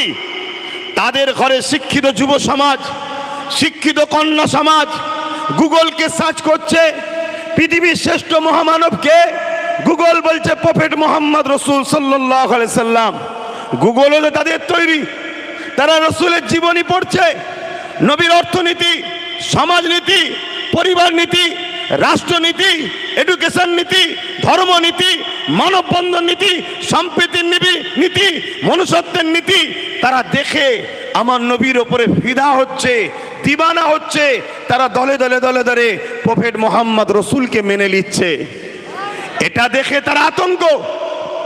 তাই আজকে মনে রাখবেন, আজকে আমাদের যে আন্দোলন, নিশ্চয়ই আপনারা দেখছেন পিছনে লেখা আছে ওয়াকফ বাঁচাও, দ্বিতীয় লেখা আছে ওবিসি সংরক্ষণ বাঁচাও, 3 নম্বর লেখা আছে মাদ্রাসা শিক্ষা বাঁচাও।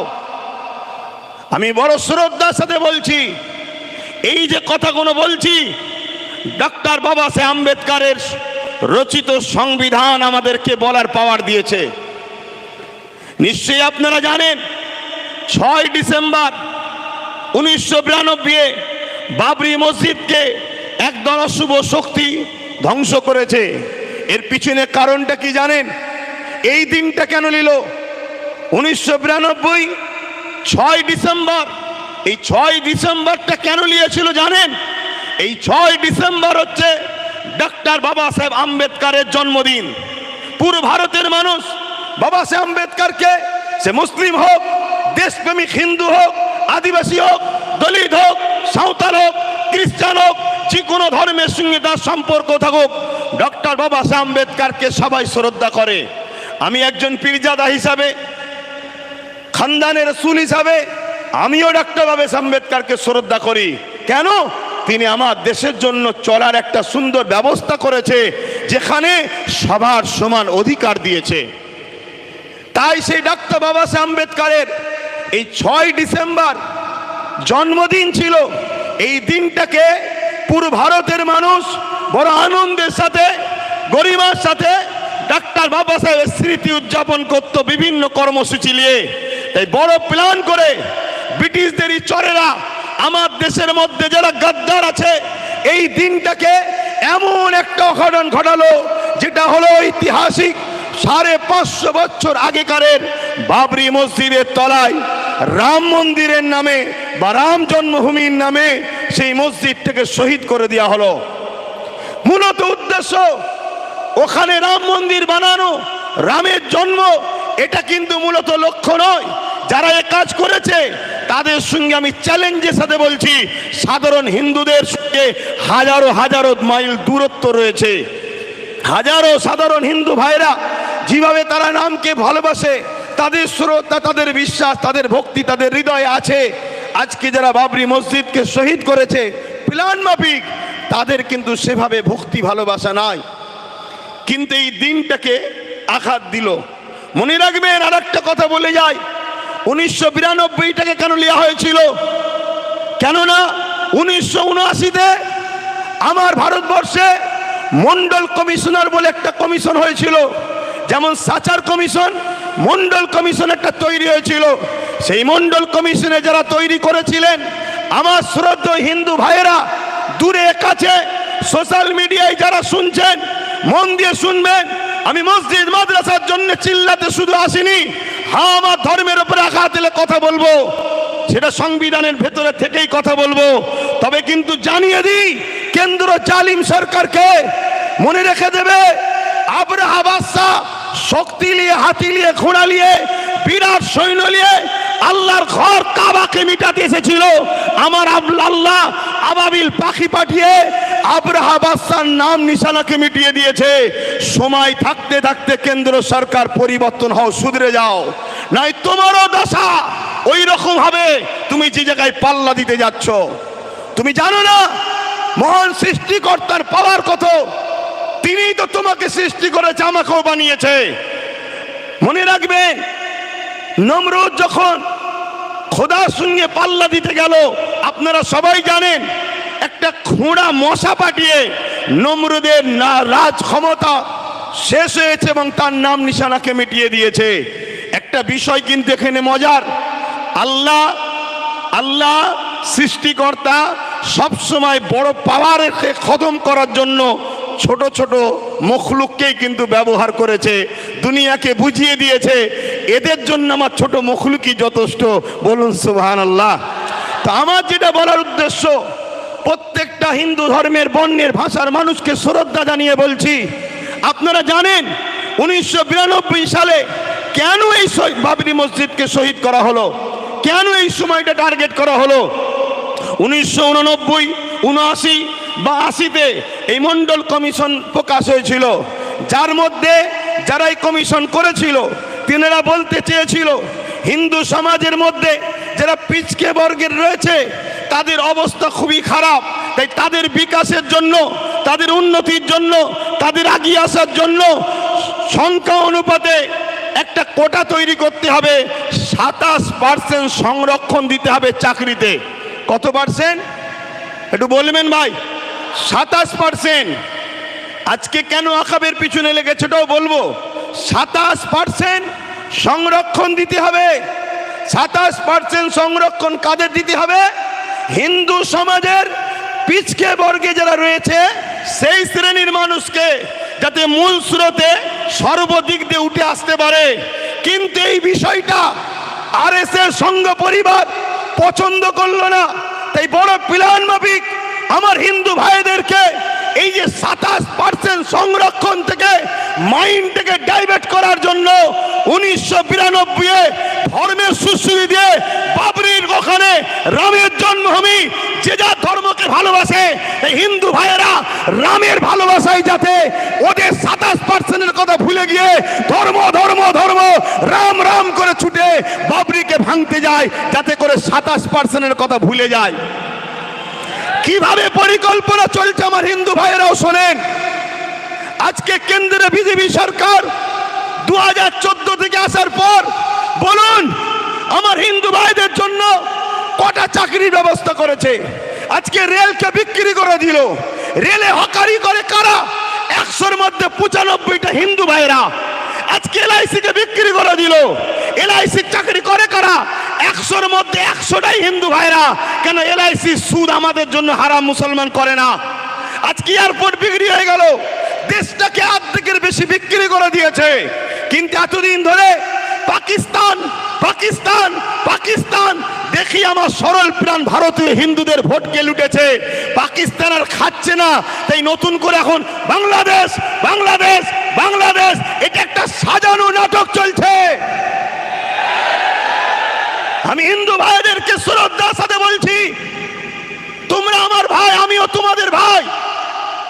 এদেশ তোমাদের যতটা, এদেশ শিখ পাঞ্জাবি সবার যতটা, তোমার এই ভাইয়েরও এদেশে অধিকারও ততটা।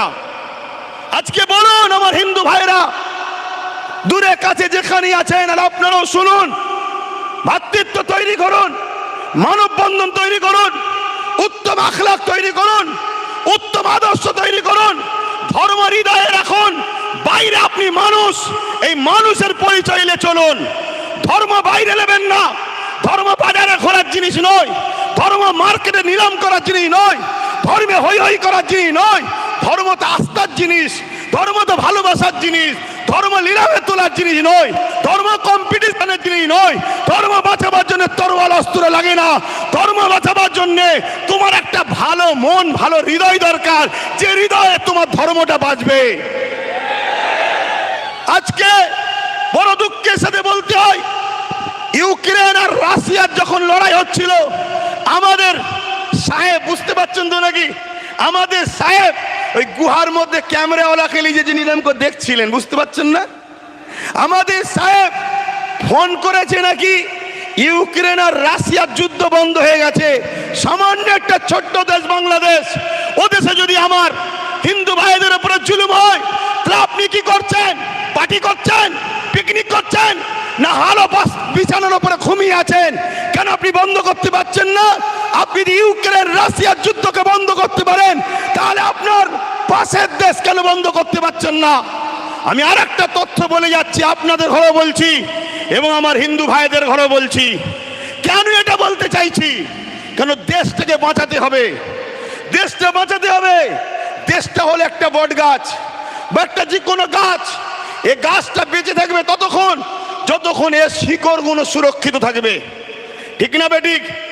এর শিকড়গুলো, এর একটা শিকড়ের নাম হিন্দু, একটা শিকড়ের নাম মুসলমান, একটা শিকড়ের নাম শিখ, একটা শিকড়ের নাম আদিবাসী, একটা শিকড়ের নাম দলিত, একটা শিকড়ের নাম সাউদি, কি বলে সাঁওতাল, বিভিন্ন এক একটা শিকড় সব কটাই গাছের জন্য কিন্তু মজবুত। যদি একটা শিকড় কেটে যায়, মূলত আমার দেশ অর্থাৎ গাছটা দুর্বল হবে, দেশটা দুর্বল হবে। আজকে হিন্দুর দরদ দেখাচ্ছে কেন্দ্র সরকার, বাংলাদেশ নিয়ে বড় মিডিয়া গরম করছে, বাংলাদেশ অশান্তি তৈরি করছে।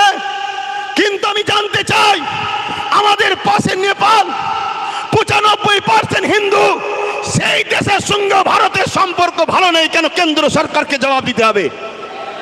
কথা বলেন, জবাবের দরকার আছে না নাই?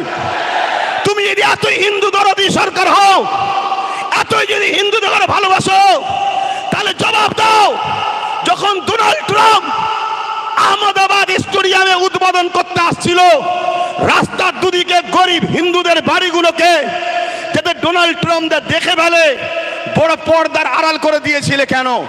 তারা কি মানুষ নয়? তারা গরিব হয়েছে বলে কি মানুষ নয়? মনে রাখবেন, এসব রাজনীতির রুটি শাখার চক্রান্ত।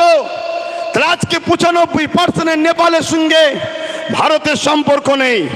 ভারতের প্রতিবেশী চতুর্দিকের দেশগুলোর খবর নেন, সবার সঙ্গে সম্পর্ক খারাপ ছিল। যদিও বা বাংলাদেশের সঙ্গে সম্পর্ক, এই অপদার্থ সরকার আসার পরে ওই বাংলাদেশের সঙ্গে সম্পর্কটা আমাদের খারাপ হয়ে গেছে।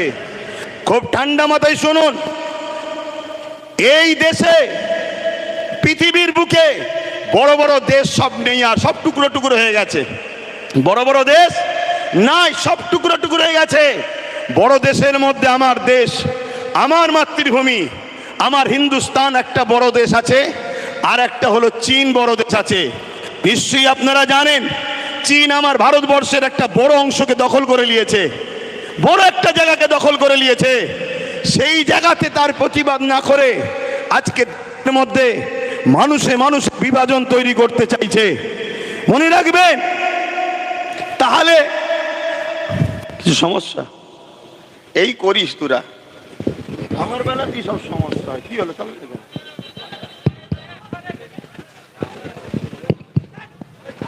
আস্তে আস্তে আস্তে, এই ধৈর্য ধরতে হবে। ডিসিপ্লিন সব থেকে বড় জিনিস। এ লড়াই আজকে শেষ নাকি? নিশ্চয়ই আওয়াজ দিচ্ছি, শুনেছেন তো নাকি? হ্যাঁ, আমি এখান থেকে প্রকাশ্য বলে যাচ্ছি, এতে আমার হিন্দু ভাইয়েরা ভুল বুঝলে কিছু করার নেই। বাবরি মসজিদ ছিল, আছে, থাকবে। বাবরি মসজিদকে নতুন করে আমরা তৈরি করব, বলুন ইনশাল্লাহ, বলুন ইনশাল্লাহ। তবে বাবরি মসজিদ তৈরি করতে গিয়ে রাম মন্দির ভাঙতে লাগবে নাকি?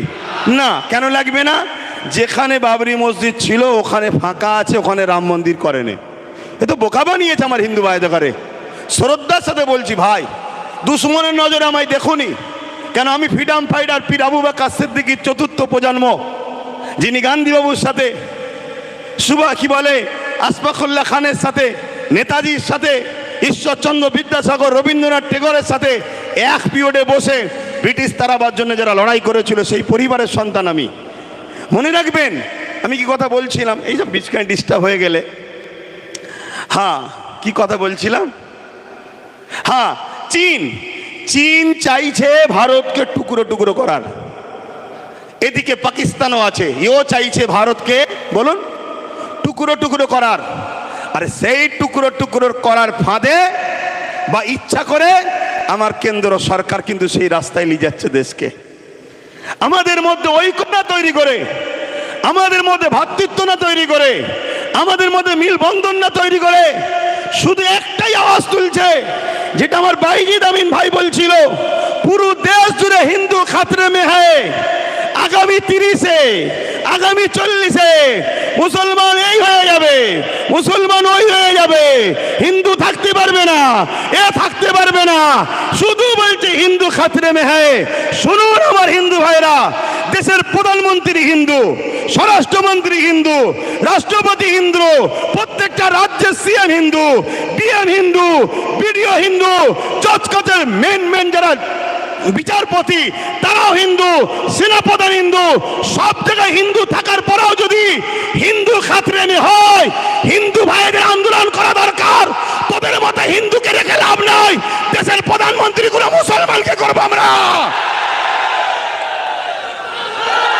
সব জায়গায় তোরা, সব জায়গায় তোরা, তারপরেও বলছে আমরা খাতরাই। তোদের মতো হিন্দু প্রধানমন্ত্রী দরকার নেই, তোদের মতো হিন্দু স্বরাষ্ট্রমন্ত্রী দরকার নেই। আমরা দরকার এপিজে আব্দুল কালামের মতো মুসলমানকে প্রধানমন্ত্রী তৈরি করব, মৌলানা আব্দুল কালামের মতো প্রত্যেকটা রাজ্যে সিএম বানাবো। এটা আমার হিন্দু ভাইদের, মুসলিম ভাইদের, সবাই আমার দেশকে বাঁচাবার জন্য আওয়াজ তোলা দরকার আছে না নাই? শুধুমাত্র একটা ড্রামা, শুধু একটা নাটক, একটা তো কিছু খোরাক দরকার। 26-এ ভোট আসছে, খোরাক তো দরকার। সেই খোরাকের নতুন খোরাক কি না? ওয়াকাফকে আমি 2024 ওয়াকাফ অ্যাক্ট সংশোধন করব। কি জন্যে করবেন না? মুসলমানরা বড় বিপদে আছে, ওদের ওয়াকাবলে বড় সমস্যা হচ্ছে। আপনি ঠিক বলেছেন, এই পর্যন্ত শুনছেন তো, এ পর্যন্ত আপনি ঠিক বলেছেন, কিন্তু আপনার ঠিক কথার মধ্যে নিয়তটা কিন্তু ভালো নাই। আপনার নিয়ত ভালো নাই। আপনার নিয়ত কি? ওয়াকাব সংরক্ষণের নামে পীর আব্বাস আলী গোরাচাঁদ রহমাহুল্লাহ হুজুর, যিনি এখানে লোহা তারেতে, লোহা বেড়াতে, জানেন না, চাপা ফুল দিয়েছিলেন, তাই এটা চাপা তলা। কথা বুঝে আসছে? সেই পীর বেড়া চাপা, বেড়া চাপা মানে বেড়ার ওপরে চাপা ফুল, বেড়া চাপা, সেই পীর আব্বাস আলী গোরাচাঁদ রহমাহুল্লাহ, তিনার 900 বিঘের ওপরে জায়গা ছিল। 77 বছর ধরে যত হুকুমত আমার পশ্চিমবাংলায় এসেছে, দুঃখ নেবেন না, সত্যটাকে একটু জানুন, তারপরে পছন্দ হয় নেবেন, না পছন্দ হয় না নেবেন, কিন্তু শোনার আগেই কেন খেপে যাচ্ছেন? 900 বিঘে জায়গাকে 77 বছর ধরে একটু একটু একটু খেতে খেতে আজকে সেই জায়গাটা দাঁড়িয়েছে মাত্র 92 শতক। কত বিঘে জায়গা বলবেন তো? 900 বিঘে। 900 বিঘে জায়গা। আমার রাজ্যের হিসাব দিচ্ছি, তাহলে বুঝবেন কেন্দ্র হঠাৎ করে বিল কেন করতে চাইছে। সেটা দাঁড়িয়েছে কত? 900 বিঘেটা দাঁড়িয়েছে 92 শতক, কিছু কম 3 বিঘে। কথা বুঝলেন? 900 বিঘের থেকে বেঁচে আছে কিছু কম 3 বিঘে। এখন মোদি বাবু হঠাৎ করে ভাবছে ওই 3 বিঘেটা আর তোরা খেতে পারবি না, এটা আমি খাবো, এজন্য বিল বানাতে চাইছে। যদি মুসলিমেরই সংরক্ষণ দরকার, তাহলে হাজার লক্ষ বিঘে হিন্দু ভাইদের দেবত্ব সম্পত্তি আছে, সেই দেবত্ব সম্পত্তি থেকে হিন্দু ভাইদের বিকাশ করুন, হিন্দু ভাইদের শিক্ষার ব্যবস্থা করুন, হিন্দু ভাইদের রুজি রুটি থাকার ব্যবস্থা করুন। আদিবাসী ভাইদের জল জঙ্গলের সম্পদ কর্পোরেশনরা লুটে লুটে বড় বড় বিল্ডিং তৈরি করে ফেলছে। আপনি যদি উপযুক্ত প্রধানমন্ত্রী হন, দেশকে যদি ভালোবাসেন, দেশবাসী সবকা সাথ সবকা বিকাশ যদি চান, তাহলে জল জঙ্গলের দখলকৃত সম্পদকে উদ্ধার করে আদিবাসী ভাইদের শিক্ষা, স্বাস্থ্য, রুজি রুটি, কর্মসংস্থান মূল সুরাতের দিকে টেনে নিয়ে আসুন। না, উনি শুধু মুসলমানদের দরদি হয়েছে। শুনছেন তো নাকি? এদিকে বলছে হিন্দু খাতরে মেয়ে, আর প্রধানমন্ত্রী বলছে মুসলমানদের আমি উপকার করব। এই নাটক বুঝতে বাকি নয়। উনি এই বিলটা তৈরি করে পুরো দেশের 27 লক্ষ বিঘে সম্পদ, অঙ্কটা মনে রাখবেন, পুরো দেশ জুড়ে 27 লক্ষ বিঘে সম্পদ আছে। এই 27 লক্ষ বিঘে সম্পদকে পুরো গভর্নমেন্ট হাত করতে চাইছে। অর্থাৎ কেরলে 1400 বছরের একটা মসজিদ আছে, বাদশা চিরামান, যে বাদশা একদিন আকাশের দিকে তাকিয়ে দেখে পূর্ণিমার চাঁদ দুটুকরো হচ্ছে, এই দৃশ্যটা দেখে বাদশা চিরামান, হিন্দু ঘরের সন্তান, তার মনের মধ্যে তারিখটা রয়ে গেল। একদিন হযরতে মালিক রহমাহুল্লাহ এমন করে কেরলে এসেছিল বিজনেসের জন্য। বাদশা চেয়ারম্যান মাওলানা হযরতে আব্দুল মালিক হুজুরকে জিজ্ঞাসা করলেন যে এই দিন চাঁদ দুটুকরো হয়েছিল, আপনারা তো আসমানি কিতাবের খবর রাখেন, বলতে পারবেন কি হয়েছে? হযরত আব্দুল মালিক বললেন, এক জাদুকর আমার লিডার, আমাদের প্রফেট, মনুষ্য জাতির সর্দার নবী প্রফেট মুহাম্মদ সাল্লাল্লাহু আলাইহি ওয়াসাল্লামকে কিছু মুজিজা দেখতে চেয়েছিল আসমানে, তাই আঙ্গুলের ইশারা করেছিল, চাঁদটা দুটুকরো হয়ে গিয়েছিল। এই কথাটা শোনার সাথে সাথে রাজা চিরমান এই কেরল থেকে মক্কার জমিনে গিয়ে হযরত প্রফেট মুহাম্মদ সাল্লাল্লাহু আলাইহি ওয়াসাল্লামের হাতে হাত দিয়ে আখেরি মেসেঞ্জার, আখেরি আওতার, আখেরি পথ প্রদর্শক, আখেরি প্রফেট হিসাবে তিনাকে মেনে নিয়ে ইমানের কালিমা পড়ে ইসলাম ধর্ম কবুল করেছিল। সেই প্রফেটের অনুসরণ করে রাজা চিরামান কেরলে একটা মসজিদ তৈরি করেছে, যে মসজিদের বয়স 1400 বছর। এই 1400 বছরের মসজিদ প্রমাণ দিচ্ছে ভারতবর্ষে মুসলমান স্বাধীনতার পরে বাংলাদেশ থেকে নয়, আফগান থেকে নয়, পাকিস্তান থেকে নয়, এ ভারতের বুকে 1400 বছর ধরে আছে। তার প্রমাণ হলো কেরলের মসজিদ। 1400 বছর আজান হচ্ছে, 1400 বছর নামাজ হচ্ছে। যে মুসলমানদের ভারতবর্ষে পরিচয় 1400 বছরে থাকতে পারে, এই 14 দিনের সরকার এনআরসি করে আমাদেরকে তাড়ানো অসম্ভব হচ্ছে। এই ওয়াকফকে কবজা করে, ওই মসজিদকে প্রমোটিং করে, বিক্রি করে তোমার আমার প্রাচীন ঐতিহ্যকে মিটিয়ে তোমাকে আমাকে প্রমাণ করতে চাইছে স্বাধীনতার পরে এসেছো, তারপরে এনআরসি করে তোমাকে আমাকে হত্যা করবে। মাথায় ঢুকছে? বক্তব্য শুনছেন? কেন আমি অনেক ঠান্ডা মাথায় চিন্তা করছিলাম, আরে ওয়াকফ তো সবাই খেয়েছে, ওয়াকফের মধু চাকতে এমন কেউ তো নাই। ওয়াকফের মধু সবাই চেকেছে, আর এই চাকার জন্য সব থেকে বড় দোষী আমরা। আমরা যদি ঘরের দরজা খুলে আর সোনা দানা বাইরে বার করে ঘুমোই, চোরের কাজ তো ভাই চুরি করবে। তা আমরা সারা জীবন একে বললাম, ওকে বাপ বললাম, তাকে বাপ বললাম, সবাইকে মাথায় তুলে দিলাম। তাই যেই উঠেছে সেই আমাদের ওয়াকফকে চেকেছে।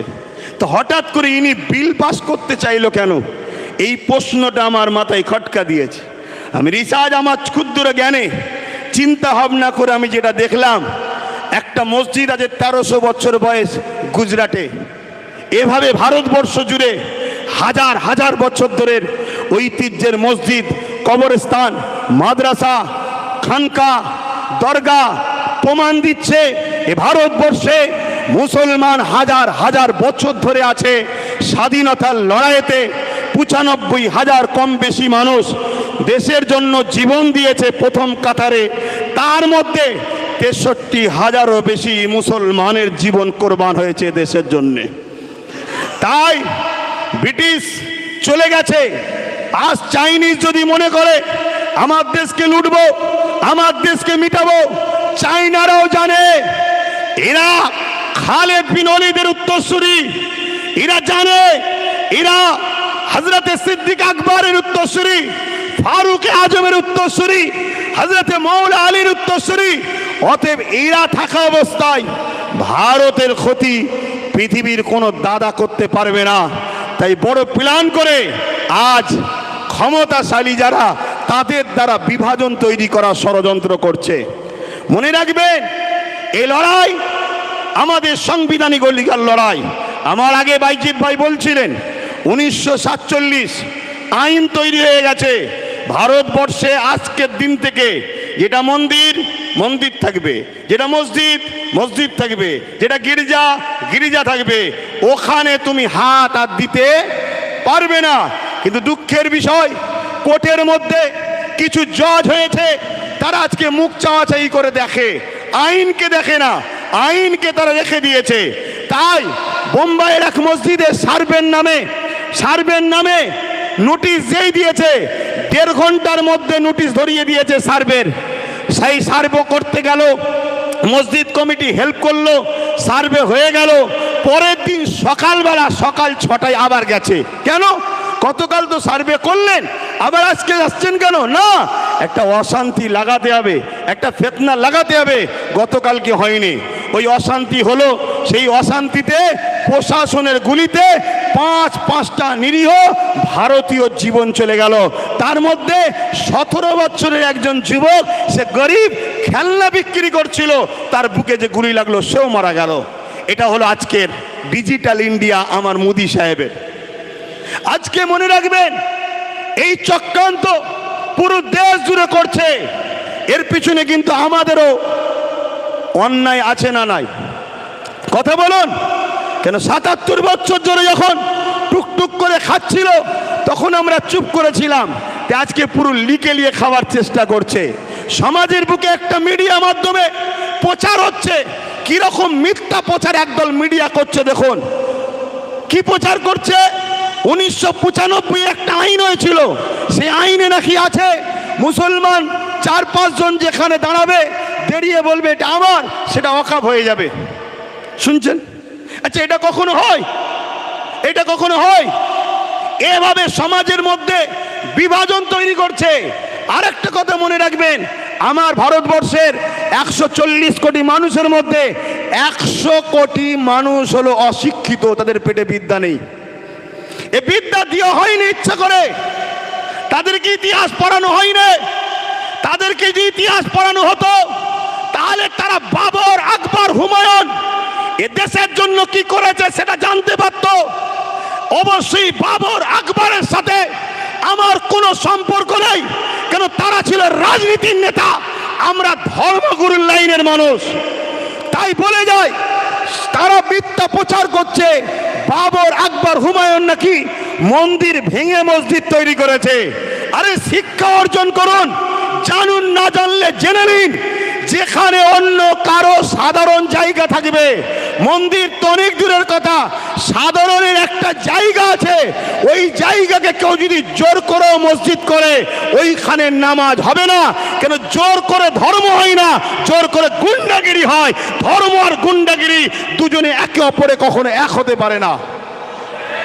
কিন্তু আজকে এইভাবে আমার দেশের একটা সমাজকে ভুল বুঝিয়ে দেশের মানুষের মধ্যে বিভাজন লাগিয়ে দিল। এটাই হলো আজকে কেন্দ্র সরকারের একটা ষড়যন্ত্র। এর বিরুদ্ধে আমাদের সংগ্রাম সোচ্চার হওয়া দরকার আছে না নাই? তাহলে ওয়াকফ বাঁচাবার জন্য লড়াইয়ের দরকার আছে না নাই? হাত তুলে বলুন, লড়াইয়ের দরকার আছে না নাই? একদিকে যেমন ওয়াকফ বাঁচবে, অপরদিকে সংবিধানের ঐতিহ্যটাও বাঁচবে। হাত লম্বা করে তুলুন, দরকার আছে না নাই? এই একটা মিটিং করে দিলেই কি হয়ে যাবে? কথা বলেন, একটা মিটিং করে দিলেই হয়ে যাবে? এই বাঁচাবার পন্থা আছে, হাত নামান, বাঁচাবার পন্থা আছে। যেভাবে আমরা আন্দোলন করছি গণতান্ত্রিক প্রক্রিয়ায়, এই আন্দোলনকে আরো বাড়াতে হবে। কি বাড়াতে হবে? না হবে না? এইটা প্রতিটা জায়গায় করে করে আমার ভাই বলছিলেন যে আব্বাস সিদ্দিকী ভাই, অনেকে বলছে যে এত দেরিতে নামলো কেন? না বন্ধু, যখন তুমি কিছু জানতে না ঘুমোচ্ছিলে তখন ওয়াকফ সিগনেচার হয়েছিল, ভোটাভুটি হয়েছিল। সেই সময় কোনো দাদা, কোনো মুফতি, মাওলানা কেউ নিজের বাড়ি ক্যাম্প তৈরি করে মানুষের ফরমে সই করায় না, সেটা আব্বাস সিদ্দিকী করেছিল। শুনে রাখো, তাতে ভোটাভুটি সিস্টেমে 50 লক্ষ লোকের স্বাক্ষর চেয়েছিল, সেটা 3.5 কোটির ওপরে লোকের স্বাক্ষর হয়েছিল। সেটা আমি আমার বাড়িতে ক্যাম্প তৈরি করে মানুষকে দাওয়াত দিয়ে খাইয়ে সই করিয়েছিলাম যে ওয়াকফের বিরুদ্ধে সই করো, যে আমরা ওয়াকফ বিল চাই না, আমাদের যেটা আছে সেটাই থাক। বুঝে আসছে? দ্বিতীয় নম্বর কথা শোনো, আজকে এইখানেই শুধু শেষ করে দিলে হবে না, প্রতিটা জায়গায় করে করে, প্রতিটা জায়গায় আন্দোলন করে করে আমাদেরকে পশ্চিম বাংলার রাজধানী কলকাতায় যেতে হবে। প্রয়োজন হলে আমরা ব্রিগেড যাব। আপনারা প্রস্তুত আছেন? হাত তুলে বলেন, প্রস্তুত আছেন? প্রস্তুত আছেন? হাত নামান। ওই কে কে আসবে প্রশ্ন করবেন না, কে কে আসবে প্রশ্ন করবেন না। আমি একা থাকবো, সঙ্গে আওলাদে আল্লামা থাকলে অসুবিধা আছে আপনাদের? হাত তুলে বলেন, অসুবিধা আছে? কেন? আমরা জানি ইতিহাসের পাতা সাক্ষী দিচ্ছে, যতবার আমরা লড়াই করেছি, সংগ্রাম করেছি, সংখ্যা বেশি হলে আমরা জিতিনি, আমরা সংখ্যা কমে জিতেছি। সংখ্যা বেশি হবে আর তার মধ্যে যদি মুনাফেক ঢুকে যায় তাহলে আমাদের হার কিন্তু অনিবার্য, হারতেই হবে। কেন? মুনাফেক তোমার ঘরের ঘাঁটি টাটি প্ল্যান সব জানিয়ে দেবে। কেন? আমরা তো দেখছি ঠিক এমনই জিনিস হচ্ছে। কটায় আজান হবে? টাইম আছে? তার টাইম আছে, 5 মিনিট বলবো। একটু সবাই সাক্ষী দেন, কেন কাজ কাম ছেড়ে এসেছে। 5 মিনিট, হ্যাঁ, একটু মন দিয়ে শোনেন। আমরা তো দেখছি সেই প্রবাদ বাক্য আছে না, পাড়ায় চোর পড়েছে, সবাই বেরিয়ে পড়েছে, চোর ধরো, চোর ধরো, চোর ধরো। আর চোরও ওই বিষখানে ঢুকে বলছে চোর ধরো, চোর ধরো, চোর ধরো। বলছে না? বলেন? আরে কলকাতায় ভিআইপি জায়গা ওয়াকফের, রাজ্য সরকারের আজকে আমলা বলেন, নেতা লিডার বলেন, তারা যারা সব দখল করে বসে আছে তারা আবার ময়া কাঁদা নেবে, কাঁদছে মুসলমান, চিন্তা করুনি আমরা তোমাদের অখাপ বাঁচিয়ে দেবো।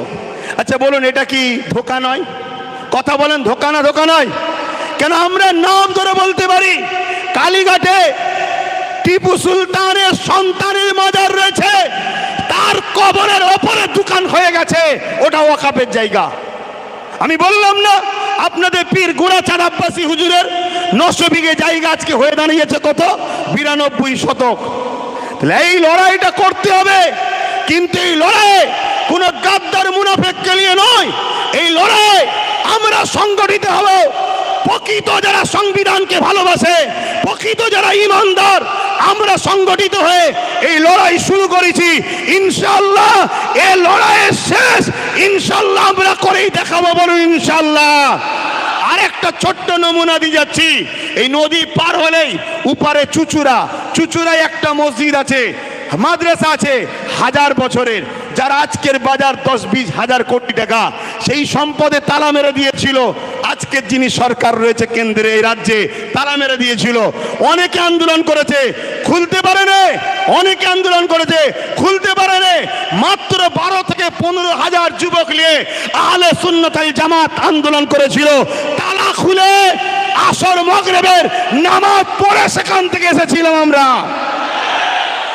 কারণ ইমানদার কখনো হুকুমতকে ভয় করে না, ইমানদার সৃষ্টিকর্তাকে ভয় করে। ইমানদার বোমকে ভয় করে না, কামানকে ভয় করে না, বন্দুককে ভয় করে না, শাসকের রক্তচক্ষুকে ভয় করে না।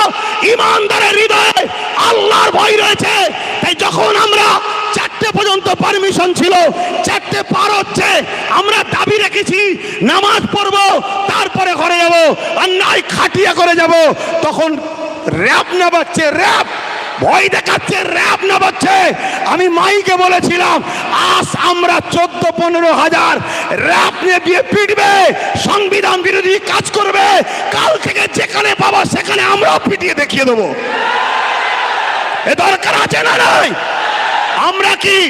আমরা কি এদেশে জন্ম হয়েছি শুধু লাঠি খাবার জন্য, মার খাবার জন্য, ভিক্ষা লিবার জন্য? আমরা সংবিধান বিরোধী কোনো কাজ করিনি, আগামীতেও করবো না, ঠিক না বেটি?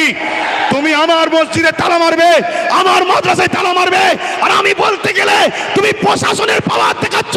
ওই প্রশাসন তোমাকে তো আমরা দিয়েছি। তাই আজকে সংখ্যা কম মেরে নেবে, কালকে বাংলা জুড়ে যেখানে পাওয়া প্রতিশোধ তুলে সংবিধানের হক আদায় করে দেখিয়ে দেবো। সংবিধান রাইট দিয়েছে না দেয়নি? কথা বলুন, দিয়েছে না দেয়নি? আব্বাস সিদ্দিকী ফালতু বকছে না। সংবিধান বলেছে কেউ যদি তোমার উপরে জুলুম করে, রাইট আছে তুমি প্রতিশোধ নাও, রাইট। আর মনে রাখবেন, ইসলাম জুলুম করাকে হারাম করেছে। ভাই বলছিল না ডিফেন্স করাকে ইসলাম জায়েজ করেছে। ডিফেন্স, আমাকে মারবে, আমার কবরস্থান, আরে কালকে তোমার আমার দাদুকে কবর দেবে না পুড়াবে, সেই অস্তিত্বের লড়াই চলছে।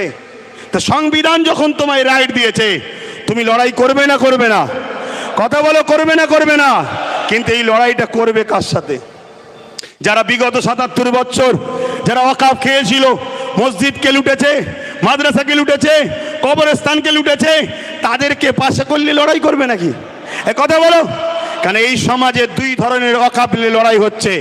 একদল লড়াই করছিস, ভাই তুইও তো ওয়াকাফ খেয়েছিস রে, তুই তো যারা ওয়াকাফ খাই তার সঙ্গে তোকে দেখা গেছে, তুই আজকে চিল্লাচ্ছিস কেন? সে বলছে ভাই বুঝিস না কেন, এ তো ভাগ দিত, মুদি নিলে ভাগ দেবে না, তাই তো লড়াই করতে নেমেছি। মুদি যদি ভাগ দেবে বলে, এ কিসের লড়াই আবার? কথা বুঝছেন না, বোঝেন না? আর আরেক দল লোক লড়াই করছে। আলহামদুলিল্লাহ, আল্লাহকে সাক্ষী রেখে বলছি, লড়াই করছি আমার ইমানের অস্তিত্ব, আমার দিনের অস্তিত্ব, আমার সংবিধানের উপরে কেন্দ্র সরকার হাত দিয়েছে, তাই ইমানের দায়িত্বে লড়াই করছি। তো ভাইরা আমার, তাই বলবো লড়াই করতে হবে। তাহলে এই ডাক আগামী দিন ঘুরতে ঘুরতে বাংলার অলিতে গলিতে আমি দেখছি ভাইরা যদি চান, আপনারা যদি চান, আগামী দিন বাংলা রাজধানী ব্রিগেড হবে। রাজি আছেন তো নাকি? রাজি আছেন তো নাকি? হাত নামান। ধোকা দেবেন না তো? ধোকা দেবেন না তো? কেন ধোকা অনেকে দিয়েছিল বলে মন খারাপ করে চুপ করেছিলাম। ভাই অনেক বুঝিয়েছে, দুজন দিয়েছে বলে 500 জনকে আপনি কষ্ট দিচ্ছেন কেন? কথা ঠিকই, কিন্তু যার দিল ভাঙে সে কষ্টটা সে বোঝে।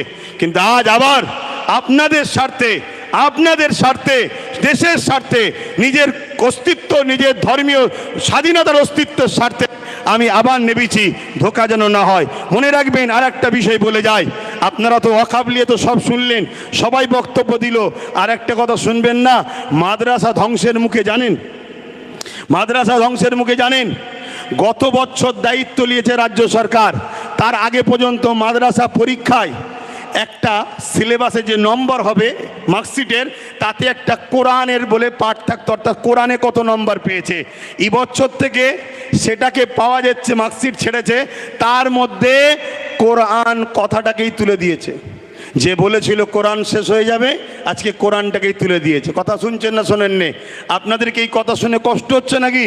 অনেকে ভাবছে এই সময়ে মোদিকে বিরুদ্ধে লড়তে গেলে দিদিকে তো দরকার। আরে শুনুন শুনুন, ডাকাত ধরতে গেলে চোর সাথে লিয়া দরকার নেই। ডাকাত চোর দুটো একই ক্যাটাগরির রাস্তার লোক। এই ভুল বলছি নাকি? অতএব যদি তুমি মনে করো ইমানদার, তাহলে আমার কথা অ্যাকসেপ্ট হবে, আর যদি মনে হয় না, আমার কথা অ্যাকসেপ্ট নাও হতে পারে। আমি আবার বলে দিচ্ছি, পৃথিবীর কোনো তাকত, পাওয়ার, শক্তির ওপরে মুখাপেক্ষী আব্বাস সিদ্দিকী নয়। আব্বাস সিদ্দিকী মহান সৃষ্টিকর্তার উপরে নির্ভর করে চলে। তাই হক কথা বলছি, আমার মাদ্রাসার সিলেবাসে মার্কশিটে কোরআনের যে জায়গা ছিল, সেই পাঠটাকেই তুলে দেওয়া হয়েছে এই রাজ্যে। তোমরা জানো 10,000 শিক্ষা প্রতিষ্ঠানের নামে আজকে 300 কম বেশি 350-র উপরে 400-র উপরে শিক্ষা প্রতিষ্ঠান কোনো ধ্বংসের মুখে, সেটাই তো তোমরা খবর রাখো না। তাহলে মাদ্রাসা শিক্ষা বাঁচাবার জন্যে এ দায়িত্ব আমাদেরকে নিতে হবে না? নিতে হবে না? তারপরও এই মঞ্চ থেকে বলছি, গত 24-এ 39টা এমপি রাজ্য সরকারকে বাংলার মানুষ দিয়েছে না দেয়নি? আওয়াজ দিয়ে বলুন, দিয়েছে না দেয়নি? তারপরও বলছি, 39টা এমপিকে বাংলা সরকারকে রাজ্যের মানুষ দিয়েছে। 39টা এমপি এই ওয়াকফ বিলের বিরুদ্ধে যেদিন মিটিং হবে, সেদিন ওর ভেতর থেকে অকবাল নিয়ে পালালে হবে না, পুল বুক চিতিয়ে লড়াইয়ের নমুনা আমরা দেখতে চাইছি। ঠিক না বেঠি? একটা সুযোগ আবার দিচ্ছি, ওই দিন যদি লড়াই ঠিকভাবে হয়, তাহলে জানবো একটু হয়তো শুভ বুদ্ধি হচ্ছে, তাহলে নতুন করে পরে ভাবা যেতে পারে, তাও ক্লিয়ার নয়। ঠিক না বেঠিক গো? কিন্তু আমরা দেখতে চাই। আওয়াজ দিয়ে বলুন, দেখার দরকার আছে না নয়? দেখার দরকার আছেন না নয়? আমি বলেছিলাম, আজকে আমার কথা মনে পড়ছে না, পড়েনি, আমি বলেছিলাম যে চেয়ারের একটা পায়া দরকার, বলেছিলাম না? আজকে বলুন তো, পুরো দেশ জুড়ে যদি আমাদের গোটাকুড়ি থাকতো, গোটাকুড়ি যদি থাকতো, সেটা আমার কথা বলছি না, হ্যাঁ 29টা এমপি আমরা বাংলা থেকে দিয়েছি না দিইনি? কথা বলেন, আপনারা দিয়েছেন না দেননি? তাহলে আজকে দেখার দিন এসেছে সে কি করে। কারণ আইন তো হচ্ছে সেখানে আপনি যদি বিরোধী হন, তাহলে সেখানে লড়াই করছেন না, রাজপথে নেমে মুসলমানকে বোকা বানাচ্ছেন কেন? কি গো, বলা ভুল হচ্ছে নাকি? আওয়াজ দিয়ে বলো, বলা ভুল হচ্ছে? আরো জোরে শুনতে চাই, বলা ভুল হচ্ছে? তাহলে সেই জায়গায় তো দেখানো দরকার। মনে রাখবেন, আমি বলেছিলাম, আজকে আফসোস হচ্ছে না হয়নি, যদি টোটাল ভারত মিলিয়ে গোটাকুড়িও যদি আমাদের থাকতো উপযুক্ত, যেমন আমাদের বিধানসভায় একটাই উপযুক্ত আছে, নওশাদ সিদ্দিকী, নাম শুনেছেন না শোনেননি? গত 4-5 দিন আগে এই ওয়াকফে বিধানসভায় কথা উঠেছিল, সব মুখে চুপ করে আছে। যারা কলকাতায় বিশাল জমায়েত করে চিল্লাচ্ছে, সিনিও চুপ করেছিল, কিন্তু নওশাদ সিদ্দিকী সেখানে চোখে চোখ রেখে প্রতিবাদ করেছে, সেখানে আওয়াজ তুলেছে। তাহলে আমি বুঝাতে চাইছি, এভাবে যদি পুরো দেশ জুড়ে আমাদের গোটাকুড়ি যদি এমপি থাকতো, যখনই বলেছিল ওয়াকফ সংশোধনের নামে এই বিল হবে, ওই গোটাকুড়ির মধ্যে থেকেই একজন উঠে চেয়ারটা ছুঁড়ে প্রথম মার, কেন তুই দেশের সংবিধানের বিরুদ্ধে কথা বলছিস। কিন্তু আমাদের তো কেউ নেই, সব হাতছাড়া করে ফেলেছি। আজ শপথ নেন, আমাদের ভুল যদি ভাঙে, সময় যদি আসে, ওয়াকফ বিল এত সহজে তো করতে দেওয়া যাবে না। তাতে লক্ষ যুবকের বুকে তাজা দিতে, রক্ত দিতে হলেও আমরা দিতে রাজি আছি, রাজি নয়। কিন্তু এরপরেও আগামী দিন শুধু রাস্তায় দাঁড়িয়ে আমরা লড়াই করবো কেন? রাস্তায় দাঁড়িয়ে কতবার চিল্লাবো? তাই আগামী দিন সেন্টার হোক, রাজ্য হোক, সব জায়গাতে কারণে আমাদের পক্ষে উপযুক্ত পায়া দাঁড় করিয়ে রাখা দরকার আছে না নয়? আছে না নয়? অঙ্গীকার করছেন তো নাকি? অঙ্গীকার তো নাকি? আল্লাহকে সাক্ষী রেখে হাত তুলে বলেন, মুনাফিকি নয়, আল্লাহকে সাক্ষী রেখে বলেন। আজকে বড় দুঃখ, আজকে বড় আফসোস, একটা কেউ আমাদের বলার নেই। ওয়াকাব নিয়ে বলবে কে? আমাদের কেউ নেই। মাদ্রাসা সংরক্ষণ, মাদ্রাসা বাঁচাবার জন্য বলবে কে? আমাদের কেউ নেই। ওবিসি, ওবিসি বোঝেন? এই ওবিসি বোঝেন? আকসার লোক তো ওয়াকাব জিনিস কি সেটাই বোঝে না। ওবিসি বোঝেন? ওবিসি হলো একটা সংরক্ষণ, যার মাধ্যম দিয়ে দু একটা হলেও মুসলমান চাকরি পাচ্ছিল। সেই ওবিসিটাকে বড় প্ল্যান মাফিক গোঁজামিল করে সংরক্ষণ দেওয়ার জন্য সেটা আজকে কেস হয়ে বন্ধ হয়ে যাওয়ার জন্য এবছরেই 400-র ওপরে মুসলিম ডাক্তার তারা বসতে আর পারলো না পরীক্ষায়, তাদের লাইফটা বরবাদ হয়ে গেল এই ওবিসির কারণে। এগুলোকে আপনাদের জানতে হবে। তাই আমি শেষ করছি বক্তব্য, এখানে একটা শেষ কথা বলে যাই। নিশ্চয়ই আপনারা শুনেছেন সুলতান হিন্দ গরিব নওয়াজ খাজা মঈনুদ্দিন আজমিরি জিনার দরগাতে দরবারে আমরা লক্ষ লক্ষ মুসলিম হিন্দু সবাই যাই। আর গত 14 বছর ধরে আমার দেশের প্রধানমন্ত্রী তিনিও চাদর পাঠাচ্ছে। আরে কত বড় আপনি নিমক হারাম, আপনি নিজে চাদর পাঠিয়ে সেই বাজার থেকে আজকে ভাঙার চক্রান্ত করছে। আমি যুব সমাজকে জানতে চাই, শুনে রেখে দাও, গরিবে নওয়াজ তিনি যিনি তিনার ইশারায় ঘোড়া বসেছিল, সেই ঘোড়াকে তোলার এমন করে সেই সময় ক্ষমতাশালীদের ক্ষমতা হয়নি। এই আজকে গরিবে নওয়াজের মাজারকে যারা তুলতে বলছে, প্রয়োজন হলে আমরাও এখান থেকে হুজুরের রওজাতে যেতে রাজি আছি না নয়? সত্যি করে বলো, রাজি আছি না নয়? উঠে দাঁড়ান, কারা যেতে পারবেন? উঠে দাঁড়ান, উঠে দাঁড়ান, কারা যেতে পারবেন? দিল থেকে বলছেন যেতে পারবেন? যেতে পারবেন? এ লড়াই কিন্তু শেষ থেকে ছাড়তে হবে। কেন বারবার হয়েছে, কাউকে খেতে দিলে সে ও শুতে চাইছে। অতএব এই জায়গা শেষ আমাদেরকে করে ছাড়তে হবে। তাই আপনারা এই জায়গা থেকে পিছপা হওয়ার ব্যাপার নেই। আগামী দিন বিভিন্ন জায়গায় করে করে কলিকাতার রাজপথ আমরা নামবো। কলিকাতায় করার পর পুরো দেশ জুড়ে বিভিন্ন জায়গায় আন্দোলন চলছে। সবাই আমরা একসাথে হয়ে অন্য রাজ্যের মানুষদের এক হয়ে আমরা যাব দিল্লিতে। রাজি আছেন না নয়? দিল্লিতে শুধু চিল্লাতে যাব না, দিল্লিতে শুধু চিল্লাতে যাব না, যারা সংবিধান ও দেশকে মিটাচ্ছে তাদেরকে নামাতে আমরা যাব। রাজি আছে? এই মতা যেন মনে থাকে, ধোঁকাবাজি করলে হবে না। জন্মেছি যখন মরবো একদিন, ইনসাফের জন্য লড়বো, মানবতার জন্য লড়বো, দেশের জন্য লড়বো, সংবিধানের জন্য লড়বো। নিজের মাতৃভূমির বসবাসকারী গরিব হিন্দু, দলিত, আদিবাসী, সাঁওতাল, বাগদি সবার জন্য আমরা লড়বো। এতে আপনারা প্রস্তুত আছেন না নয়? আছেন না নয়? আমি সংক্ষেপ করছি, কষ্ট দিলাম আপনাদেরকে, কষ্ট দিলেন। আমি যখন কথা বলি এখান থেকে নয়, এখান থেকে কথা বলি, তা আমার কথা বাপ ওই তেল মাখালু হয় না। তাই হয় চুপ করে যেতে বলেন, চুপ করে যাব, আর নয় কথা বলবো। হ্যাঁ, একটা মিস্টেক হয়েছে, যেটা 6 তারিখে বললাম, ডক্টর বাবা সাহেব আম্বেদকরের ওটা জন্মদিবস নয়, সরি, উনি ওই দিনে মৃত্যুবরণ করেছিল। সেটা পুরো দেশ জুড়ে স্মরণ করা হতো, কিন্তু এই ডিসেম্বর 6 তারিখে এটা রানিংয়ের মাথায় হয়ে গেছে, যার জন্য আমি দুঃখিত। ওটা মৃত্যু দিবস ছিল। তো যাক, আমি সংক্ষেপ করছি। আমরা এসেছি যখন, ছোট্ট করে একটু সৃষ্টিকর্তার কাছে হাত তুলব, আল্লাহুম্মা আমিন। আয় আল্লাহ, আজকে আমাদের এই ডাক, আমাদের এই লড়াই, আমাদের এই আলোচনা, আমার মাতৃভূমিকে বাঁচাবার জন্য আমাদের এই লড়াই, পাশাপাশি সংবিধান যে আমাদের ধর্মীয় অধিকার দিয়েছে, সে অধিকারকে যারা খর্ব করছে তাদের বিরুদ্ধে সংগ্রাম করার এই আমাদের লড়াই। আল্লাহ, এই ডাককে আপনি কবুল করুন, এই ঐক্যকে আপনি কবুল করুন। যারা আমাদের মধ্যে মুনাফিকি করছে তাদের হাত থেকে এই সমাজকে আপনি হেফাজত করুন। আমাদেরকে সংগঠিত হবার তৌফিক দিন।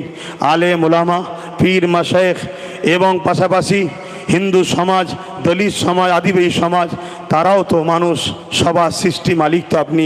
সবার মধ্যে মানববন্ধন দিন, সবাইকে খুশিতে হাসিতে রাখুন, সবাইকে ফলে ফুলে ভরিয়ে রাখুন, সবাইকে মহান মাতৃভূমিতে হাসি খুশিতে রাখুন। আজকে যারা বাড়তে চাইছে আমাদের মধ্যে, দেশকে দুর্বল করতে চাই যারা আমাদের মধ্যে, সে সেন্টার হোক রাজ্য হোক, উভয়ের হাত থেকে দেশ ও রাজ্যকে আপনি হেফাজত করুন। সবার পেটে ভাত, সবার পরনের কাপড়, সবার মুখে হাসি, সবার বাচ্চাদের শিক্ষার সুব্যবস্থা তামাম কায়নাতের সৃষ্টিকর্তা আপনি হেফাজত করার তৌফিক দান করুন। আজকের আমাদের এই ব্যবস্থা যারা করেছে, প্রত্যেকের এই ব্যবস্থা করার পরিশ্রমকে কবুল করেন আল্লাহ। যারা এসেছে প্রত্যেকের আশাকে কবুল করেন।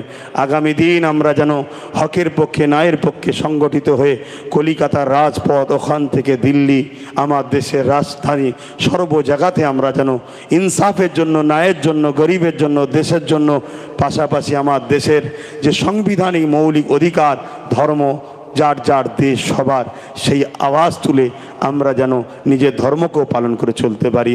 আমিন। লা ইলাহা ইল্লাল্লাহু মুহাম্মাদুর রাসূলুল্লাহ। যাবার আগে একটা স্লোগান হবে, সাথ দেবেন তো নাকি? আপনারা আমার সাথে বলুন, ধর্ম যার যার। বলুন বলুন, ধর্ম যার যার। কেউ কেউ বলে ধর্ম যার যার, উৎসব সবার। এ ভণ্ডমের কথা, চিটিংবাজদের কথা মনে থাকবে। এটা চাইছে উভয়কে মুখোমুখি করব, থার্ড পার্টি একজন যে ঢিল ঝুলবে, উভয় মারপিট করে দেশকে শেষ করব। ধর্ম যার, উৎসব তার, সে তার পরিবার, বউ বাচ্চাদের নিয়ে উৎসব করবে, ঠিক না বেঠিক গো? ধর্ম যার যার, দেশ সবার। বলুন ধর্ম যার যার। আরো জোরে বলুন, ধর্ম যার যার, ধর্ম যার যার। নারে তাকবীর, নারে তাকবীর। ভারতবর্ষ, ভারতবর্ষ, ভারতবর্ষের সংবিধান ডক্টর বাবা সাহেব আম্বেদকর। নারে তাকবীর। এবারে একটু হাত তুলে বলতে হবে, আমি বলবো লব্বাইক, আপনারা বলবেন ইয়া রাসূলুল্লাহ। নবী ছাড়া তো আমরা মরা নাকি? লব্বাইক, লব্বাইক, লব্বাইক, লব্বাইক, লব্বাইক। নারে দিবার, আরো উঁচু নারে দিবার। যে কোনো জায়গায় মুসিবতে পড়বেন, এই স্লোগানটা রাখবেন, সব বালা কেটে যাবে। মনে থাকবে? আমার আলোচনা শুনে কেউ কষ্ট পেলেন? আমি এখান থেকে বলেছি, এখান থেকে নয়। আমার এখানে যা আছে এখানেও তাই আছে। কিছু মানুষের এখানে আলাদা, এখানে আলাদা, সে মানুষ থেকে দূরে থাকবেন। আমার ভালোবাসার মানুষ যদি হন, একটু মাথায় রাখবেন। হাজারো লোক ডাকবে, আগে দেখুন ডাকছেটা কে, তার বিগত দিন কার সঙ্গে উঠা বসা, কি করেছে তারা দেখুন। কথা শেষ। আপনারা আমাকে সালাম দেন। ওয়ালাইকুম আসসালাম রহমতুল্লাহ বরকাত। আমি সালাম দেবো, যাবেন। এসব বাড়ি আমার প্রতিবেশী ভাই, আমার হিন্দু সমাজের ভাইদের বাড়ি, তাই তো নাকি? কোনো রকম আপনাদের ব্যবহারে ইনারা যদি কষ্ট পায়, কোনো ক্ষতি যদি হয় যাতায়াতে, তাহলে কিন্তু এটা ধর্মের ক্ষতি আপনি করলেন। ধর্ম একে বলে প্রতিবেশীকে ভালোবাসা। প্রতিবেশী অন্য ধর্মের হয়, তারপরেও তাকে ভালোবাসা। ধর্ম কাকে বলে? ক্ষুধার্তকে খানা খাওয়ানো, এর নাম ইসলাম। তাই কেউ যদি বলে ধর্ম বাঁচাতে তরোয়াল লাগবে, আমি আপনাদের বলবো, ধর্ম বাঁচাতে গেলে হুজুর পাক সাল্লাল্লাহু আলাইহি সাল্লামের সুন্নাত জীবনীকে পড়ুন, হৃদয়ে হুজুরকে রাখুন, হুজুরের সুন্নত অনুযায়ী চলুন। আজকে যেমন আমেরিকা দলে দলে ইসলামে আসছে, ব্রিটেন আসছে, জাপান আসছে, সিরিয়া আসছে, একটা সমীক্ষা তৈরি করেছে আমার ভারত। ওই সমীক্ষাতে এদের মাথা ঘুরে গেছে। আমি ইশারা শুধু দিয়েছি, 50 লক্ষের ওপরে নতুন করে এসেছে ইসলামে। শুনছেন তো নাকি? সরকার তো তুই, তাহলে কে জোর করে তরোয়াল দিয়ে বোম দিয়ে আনলো নাকি, না বন্দুক ধরে? এ সব পেট গরমের কথা আমাদেরকে শোনায়। আমি কথা শেষ করছি। আসসালামু আলাইকুম ওয়া রাহমাতুল্লাহি ওয়া বারাকাতুহু। আপনারা আস্তে আস্তে যাবেন, কেউ মুসাফার জন্য দাঁড়াবেন না। আস্তে আস্তে যান, আস্তে আস্তে যান। যারা দায়িত্বে আছেন, সভাপতিত্ব করছেন, আপনারা অনেক সহযোগিতা করেছেন। ইনশাল্লাহ এখন যাওয়ার সময় আপনারা আস্তে আস্তে যাবেন, রাস্তাটা ক্লিয়ার রাখবেন এবং প্রশাসনের সহযোগিতা কামনা করবেন। আপনারা আস্তে আস্তে এবং রাস্তাটা ক্লিয়ার রাখবেন। প্রশাসনের দৃষ্টি আকর্ষণ করছি, যেভাবে যেতে মানুষের সুবিধা হয় আপনারা সেইভাবে রাস্তাটা ক্লিয়ার করে দেবেন।